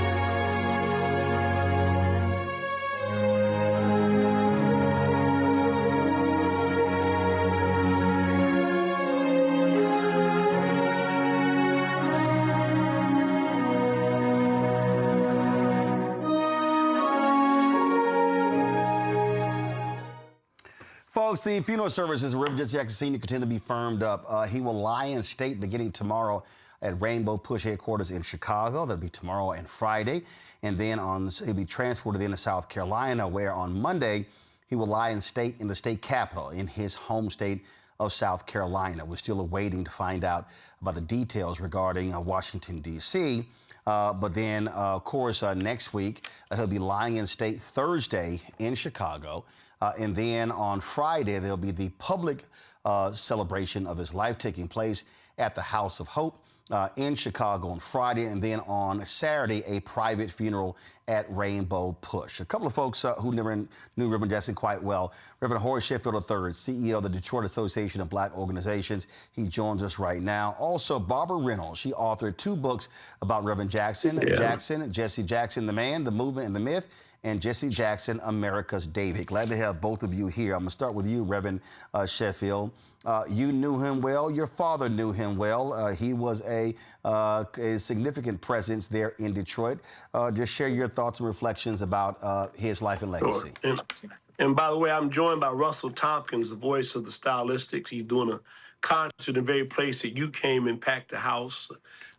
Knew Jesse. By the way, I'm glad to be on with Sister. I read her book. My dad and Jesse knew each other from the days that he first came into the movement. I think I met him when I was around 10 years of age. It's no secret that many of the older heads clashed with him. And as I've said on several other interviews, my dad and I had robust conversations because I related to Jesse. I knew Dr. King. I knew all of those people personally. But his afro and his demeanor, his way of presenting things was very appealing to me. I did embrace nonviolence, but I also felt that Jesse had a way of communicating with folks that, maybe Dr. King and other folks couldn't. Listen, he was there were battles there in Detroit, picket lines. He was there, and he also was extremely close with Detroit Mayor Coleman Young. Yeah, well, the UAW was, very invested in the SCLC and the movement.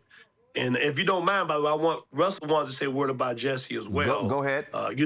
Yeah, go ahead, Russell. Yeah, I spent a lot of time with him in Chicago because I worked there a lot in the 1970s. And on Saturday night, I would work in the clubs in Chicago, and then on Sunday morning, I would go to church with the Reverend. And he knew how to ask for some money, I can tell you that. well, as we always say, freedom ain't free. You're right. No, it's not free at all. And Roland, I hate to do this, but I got to introduce him for the show. I thought it was going to be on 7:30. It's all good. But let me just say this one thing, and I think that even Barbara, Miss Reynolds, whose book, I know didn't sit well initially, but look, Jesse, for whatever he was worth, love him or don't like him, was an iconic figure who is a little salt or a little yeast to leaven up the whole loaf. I mean, there's unquestionably, just think about proportional delegation in running for president of the United States in the Democratic Party. I mean, that is the reason Obama is president. And so we've got to give our kudos to him. There may be some issues that people have with him, but my dad always said, do you judge a person's life by one event or that one event by his whole life? And I do the latter, not the former. All right, gentlemen, I certainly appreciate y'all joining us. Thank you so very much. Barbara, I want to go to you. Reverend Sheffield brought it up. Listen, you wrote a couple of books on Reverend Jackson. When you wrote one of those books, a lot of folks were not happy. But again, you are a journalist. You had to write a book based upon the facts, what you saw, what your reporting showed. And the reality is no one is perfect. No one is infallible. So just to take us through, again, your reporting and what you saw, what you understood, and what you experienced when we're talking about this international iconic figure.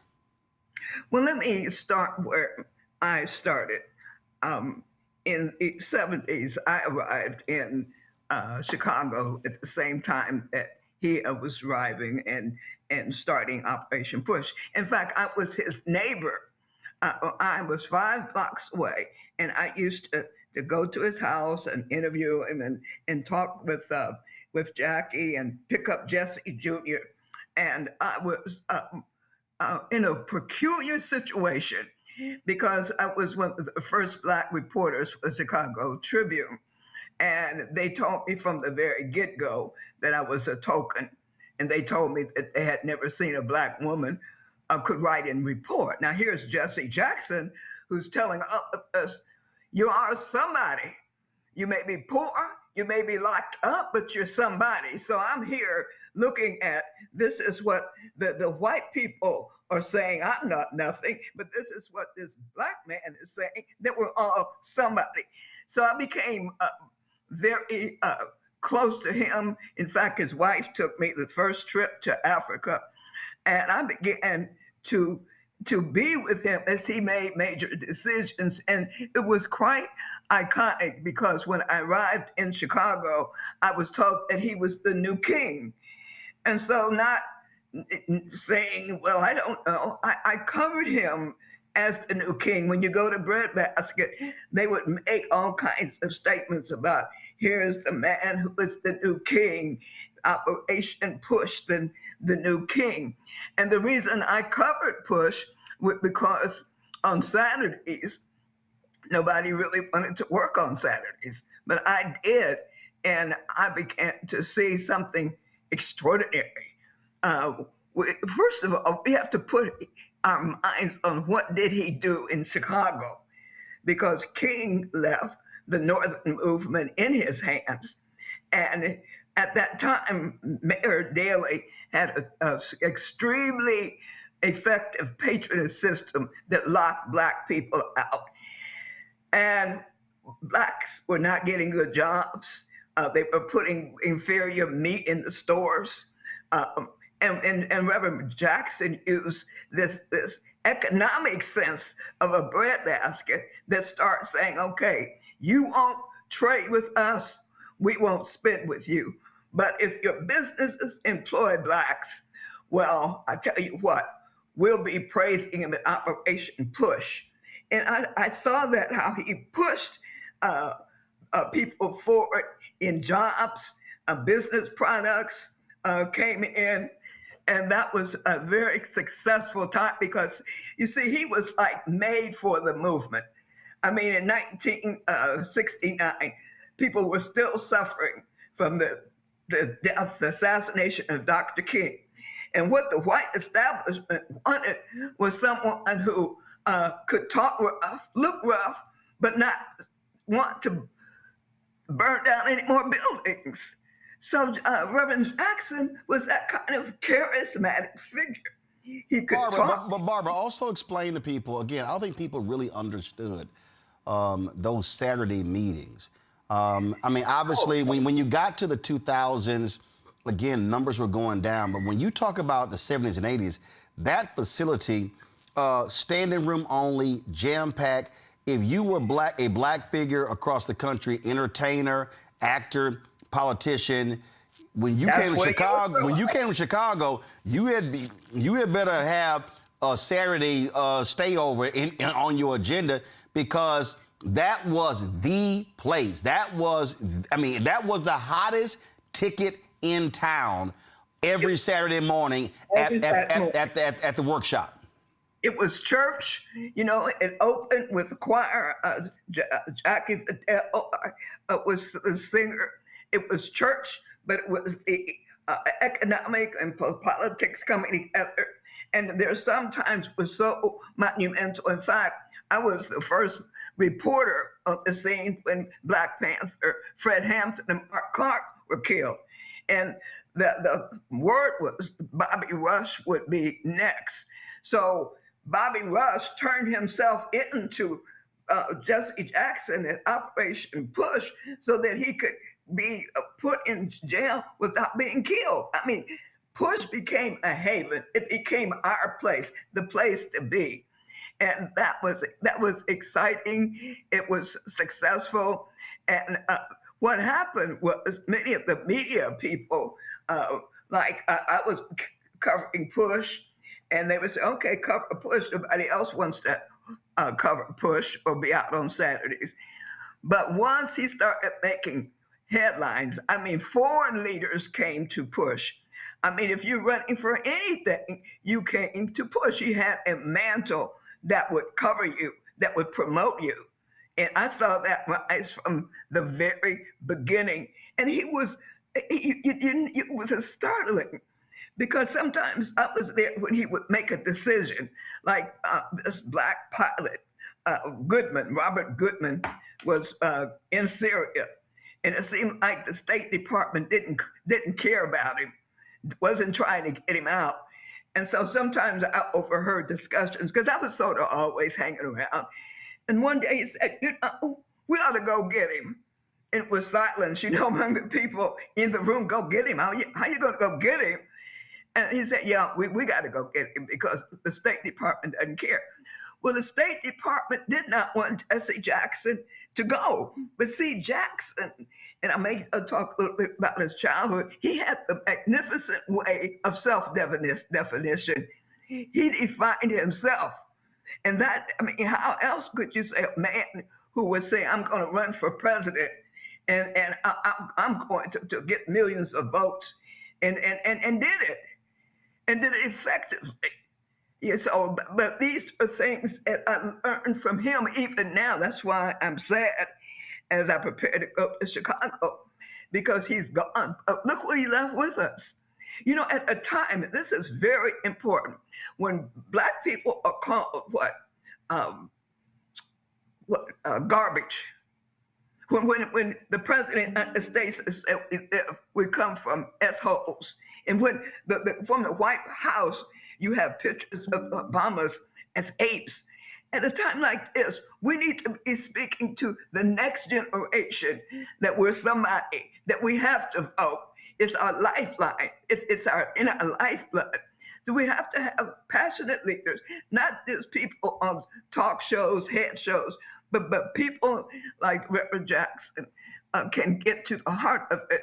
And some of that is being done by Al Sharpton, who is now taking on that economic package and trying to say, we have a 1.5 or $6 billion that we have for spending power. We have to use that for our own success. And that's where Al Sharpton is taking the movement. And see, it's a continuous line. It's King talks the ball to Jackson. Jackson is moving and moving. And see, when he ran, this is, I'm gonna make a point. When Jackson ran, he said, I'm not running for president by myself. I'm running so some of you will run for sheriffs. Some of you will run for state delegations. Yep. Some will run for the White House. I'm running because I want to create a system that will go on and know we have a place in politics. And that is still here. The rainbow politician, the rainbow coalition was effectively Jesse Jackson, knowing that we couldn't make change just having the Black vote, that you had to have the farmers, you had to have the environmentalists, you had to have the feminists. And that is why, when you look and say, that's why Obama could step in there, because the ground was laid by Reverend Jesse Jackson. We still need that coalition if we're going to move. And I think, yes. Barbara, as a reporter, you saw him in many different ways. You saw him in front of the public. You saw him in private. The thing that you hear the phrase, listen, Reverend Jackson was like anybody, was a complex figure. He was somebody who understood the power of the media. He understood how to control the media. Some say manipulate the media. But what he also understood was he could not achieve what he wanted to achieve if he didn't know how to bring the cameras there. So his command of the media was absolutely impressive. It was, and you got your finger on it, because he loved the media, and the media loved him. I mean, he was a handsome man. His speeches were like, that's why I call America's David was as poetic as King David was. And he courted the media. I mean, he would make calls at 2 and 3 o'clock in the morning to somebody in the media. Are you going to cover this? Are you going to cover that? And even when he had sickle cell, I remember going to his room and to his bedroom, because at that time we could still get in the bed. That even a sickle cell that he had was the time for a press conference. And I was with him in the early 70s when he went back home to Greenfield, South Carolina. And that was the first time I saw him cry publicly, because as a child, his father was not married to his mother. His father had a family next door, but Jesse was the child that was not there at that house. He was at his mother's house. And they called him a little bastard. Some evil people, that's what they called him. But Jesse had this thing about it. But Noah Roberts, his father, claimed, he said, okay, I wasn't married, but that's still my son. But Jesse Jackson, I have to say, it had to be the Spirit of the Lord with him. Because I interviewed his teachers, and they say he would put on a suit and something and come to school, that he wanted to look important, and that if anything was going to be changed, or if a position like the student council, he wanted to be president of the school student council, so he wanted to run. And that is only, I can say, God must have done it. Because in South Carolina, I mean, you still had to walk off the street when it's dark. You couldn't be seen walking around. You could not go in stores where white people, or you were told that you were nothing. But this boy, young, kept trying to say, I'm somebody. And so I went home with him to Greensville, South Carolina. And neon signs all around the stores. Welcome home, Jesse. Mayors came out. We had an entourage that came with him. And he was crying. And I could have swore he turned to me. He said, yeah, I told him I'd be the best bastard they've ever seen. And I said, well, I guess so. So I saw, his good points. And I saw his flaws, but I was more of a beginning biographer than I've written Coretta Scott King's biography, my pastor's biography. And, I have to understand that we change. We fall out, we get up. And one thing I like to say is that how he dealt with the birth of Ashley Jackson, where about 20 years ago, he had to admit that there was a baby and that he was the father. And this is from a woman that was in Push that he worked with. And he did it. He said, I did it. I should have done it. I'm sorry, but I love the child. And that made me think more of him, because truthfully, in situations, there's abortions. There's say, I didn't do it. But he said, I did it, I was wrong. And like his father before him that did not disown him, he did not disown the child. And the Jackson family was brought enough and loving enough to embrace her. In fact, as I understand it, she's working on a documentary about him. So even some of his worst things, he turned on to be a good things, because he was a good man. He was a man of God, and he performed as a man of God. He made mistakes, but if anybody ever did my biography, I would hope they forget all the stuff I did wrong and say, well, he tried anyhow. So, I mean, I love him. And we didn't always disagree, because I'm telling you, you're a journalist, when you're covering anybody, sometimes you won't agree. You won't agree, you can disagree. But that doesn't spoil the whole thing. It's something you can disagree about, you can talk about it, write about it, and you don't forget the big picture. This man is a legend. This is why I'm awfully upset at Speaker Michael Johnson, who is saying that we can't lie in state. because he's not a former congressperson. He said Billy Graham not in the state. And I believe Rosa Parks did too. Yeah, Rosa Parks. Rosa Parks was the first non-citizen.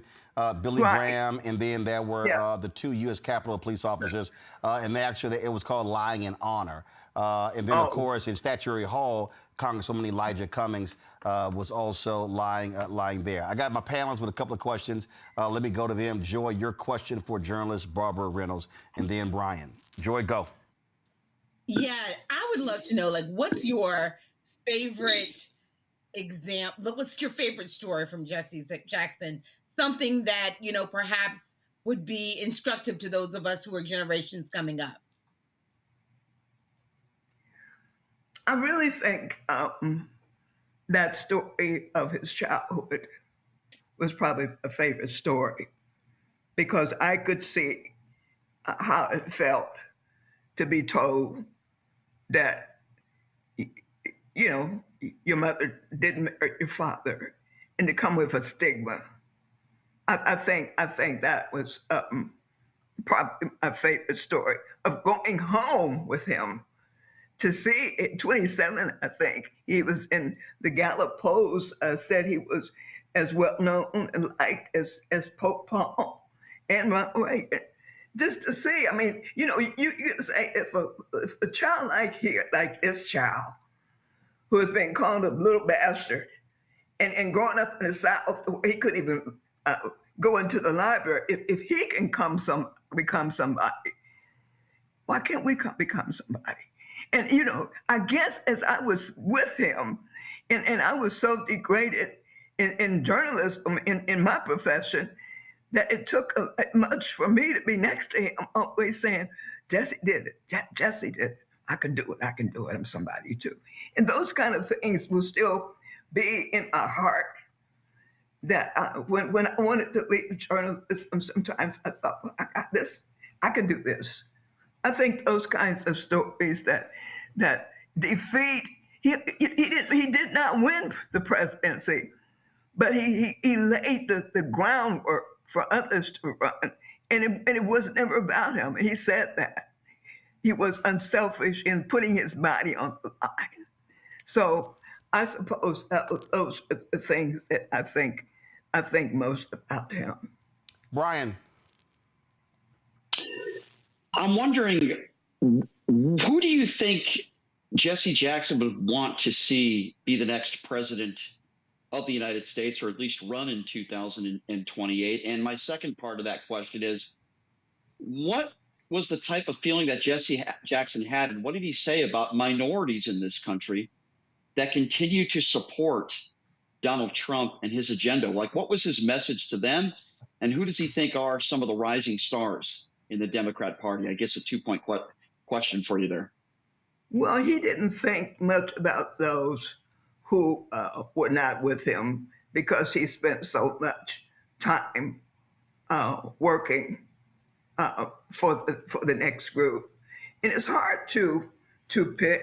You know, some would say King, Jeffries. There's, you know, others would say maybe even Letitia Jones. I mean, she shows such great wit and strength. But I couldn't guess which one he would say. He probably would have been right there supporting Kamala Harris, right there supporting her. But he was sort of outside the Democratic Party. He was more than the Democratic Party, because his agenda that was more progressive, that some are still trying to deal with it. So I couldn't say exactly who he would run for. I have a senior moment now, because I'm seeing my hero in Texas who might run. Can you please help me out there, Mark Llewellyn? You said who's running in Texas? No, yeah, she's running. You mean Congresswoman Jasmine Crockett? Yes, well, how could I forget her? I mean, she is sort of like him in a way. She's tough. She's smart. I was at Martha's Vineyard a couple months ago, and people were lined up around the block to see Jasmine Crockett. So I would think that he might support her. I can't say, but that's what I think. She's the kind of leader. But see, then again, when you look at Kamala, you have to say, I don't think she lost in the first place. I think that Musk controlling so much of the technology did something to the votes. And I think that we have better look at the technology, because this man is going to do everything he can to win. Any votes can be stolen. Anybody can be jailed. Look what he's doing now with all these troops and ICE people there. That's a setup for imprisonment. When you look around the country, they're building thousands of prisons. In fact, more money is now being spent on these prisons he's building than education. This new act, I think, Save America Act, that what we were all watching the State of the Union, the Senate passed this bill. That means to get to vote, you might have to bring your passport or your marriage license.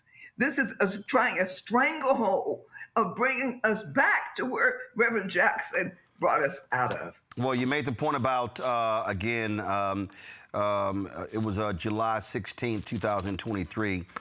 We were there in Chicago when the campaign was going on, and Vice President Kamala Harris was there to speak. When, of course, Freddie Haynes was also being installed, and so he was very much a part of these campaigns and was always quite visible. There are going to be a lot of folks traveling to Chicago. Let me go ahead and share the data again, folks. This celebration of life of Reverend Jesse Jackson Sr. He'll be lying in repose at Rainbow Push headquarters, 930 East 50th Street in Chicago, Thursday from 10 a.m. to 10 p.m. Friday, February 27th from 10 a.m. to 10 p.m. More details, go to jessejacksonlegacy.com. And then they have on, so when you look at the schedule, give me 1 second. First of all, they have the Rainbow Push alumni going to have their own gathering at 7 p.m. on Thursday, March 5th at the Rainbow Push Community Room. That's taking place there. Reverend Jackson was also a member of Omega Psi Phi, and they're having their Omega service for him, and that's taking place on Thursday, March 5th as well. You see the QR code there. Scan to register, and it says that all Omegas that want to attend, they must attend a mandatory planning session via Zoom on Monday, March 2nd at 7 p.m. Eastern. So lots and lots of things are going to be happening. Everything begins tomorrow, and so it's going to be about a 9-day celebration beginning tomorrow in Chicago and then going to St. Louis, coming back to Washington, D.C., and then culminating in Chicago. We will be there on the ground in Chicago next week covering all of it. Barbara Reynolds, we appreciate it. Thanks a lot. Can I say one thing? If you want to contact me, contact me at Reynew, REYNEW77 @gmail.com. All and right. Thank you so much, Roland. I do appreciate this conversation with you. All right. I appreciate it. Thank you so very much. Thanks a lot. Folks, that is it for us. Let me thank Rebecca, had to leave early. Let me thank Joy. Let me thank Brian. Brian's first time here on the show. I did his show. So first time having you, Brian. Looking forward to having you back. Thanks a lot. Yeah, thanks, Roland. I really appreciate you and all the times you've done my show. It's a pleasure to be on with you guys and happy to do it again anytime. Thank you so much. All right. Thank you so very much. All right, folks, that's it for us. Tomorrow, I will be broadcasting from Los Angeles, heading there for the NAACP Image Awards. So I'll be attending the various events there. So look forward to that. Don't forget, support the work that we do by joining our Bring the Funk fan club. Again, our support, we've had 37,179 donors. And so we're approaching 40,000. Let's make that happen. Get your name on the list. If you want to contribute via Cash App, use the Stripe QR code. You see it right here. You can also use that for credit cards as well. Checks and money order, make it payable to Roland Martin Unfiltered, P.O. Box 57196, Washington, D.C., 20037-0196. PayPal, R. Martin Unfiltered, Venmo, RM Unfiltered, Zelle, RolandSMartin.com, RolandMartinUnfiltered.com. Download the Black Star Network app, Apple phone, Android phone, Apple TV, Android TV, Roku, Amazon Fire TV, Xbox One, Samsung Smart TV. Also, of course, be sure to go to shopblackstarnetwork.com for our Roland Martin Unfiltered Black Star Network swag.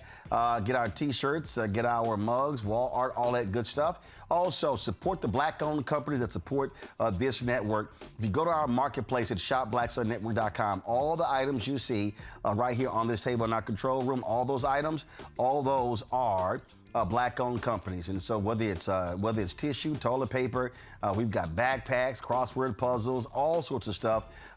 Go to, again, shopblackstarnetwork.com. Also, don't forget to download the app fan base as well. All right, folks, I'll see y'all tomorrow right here, Roland Martin Unfiltered on the Black Star Network. Holla!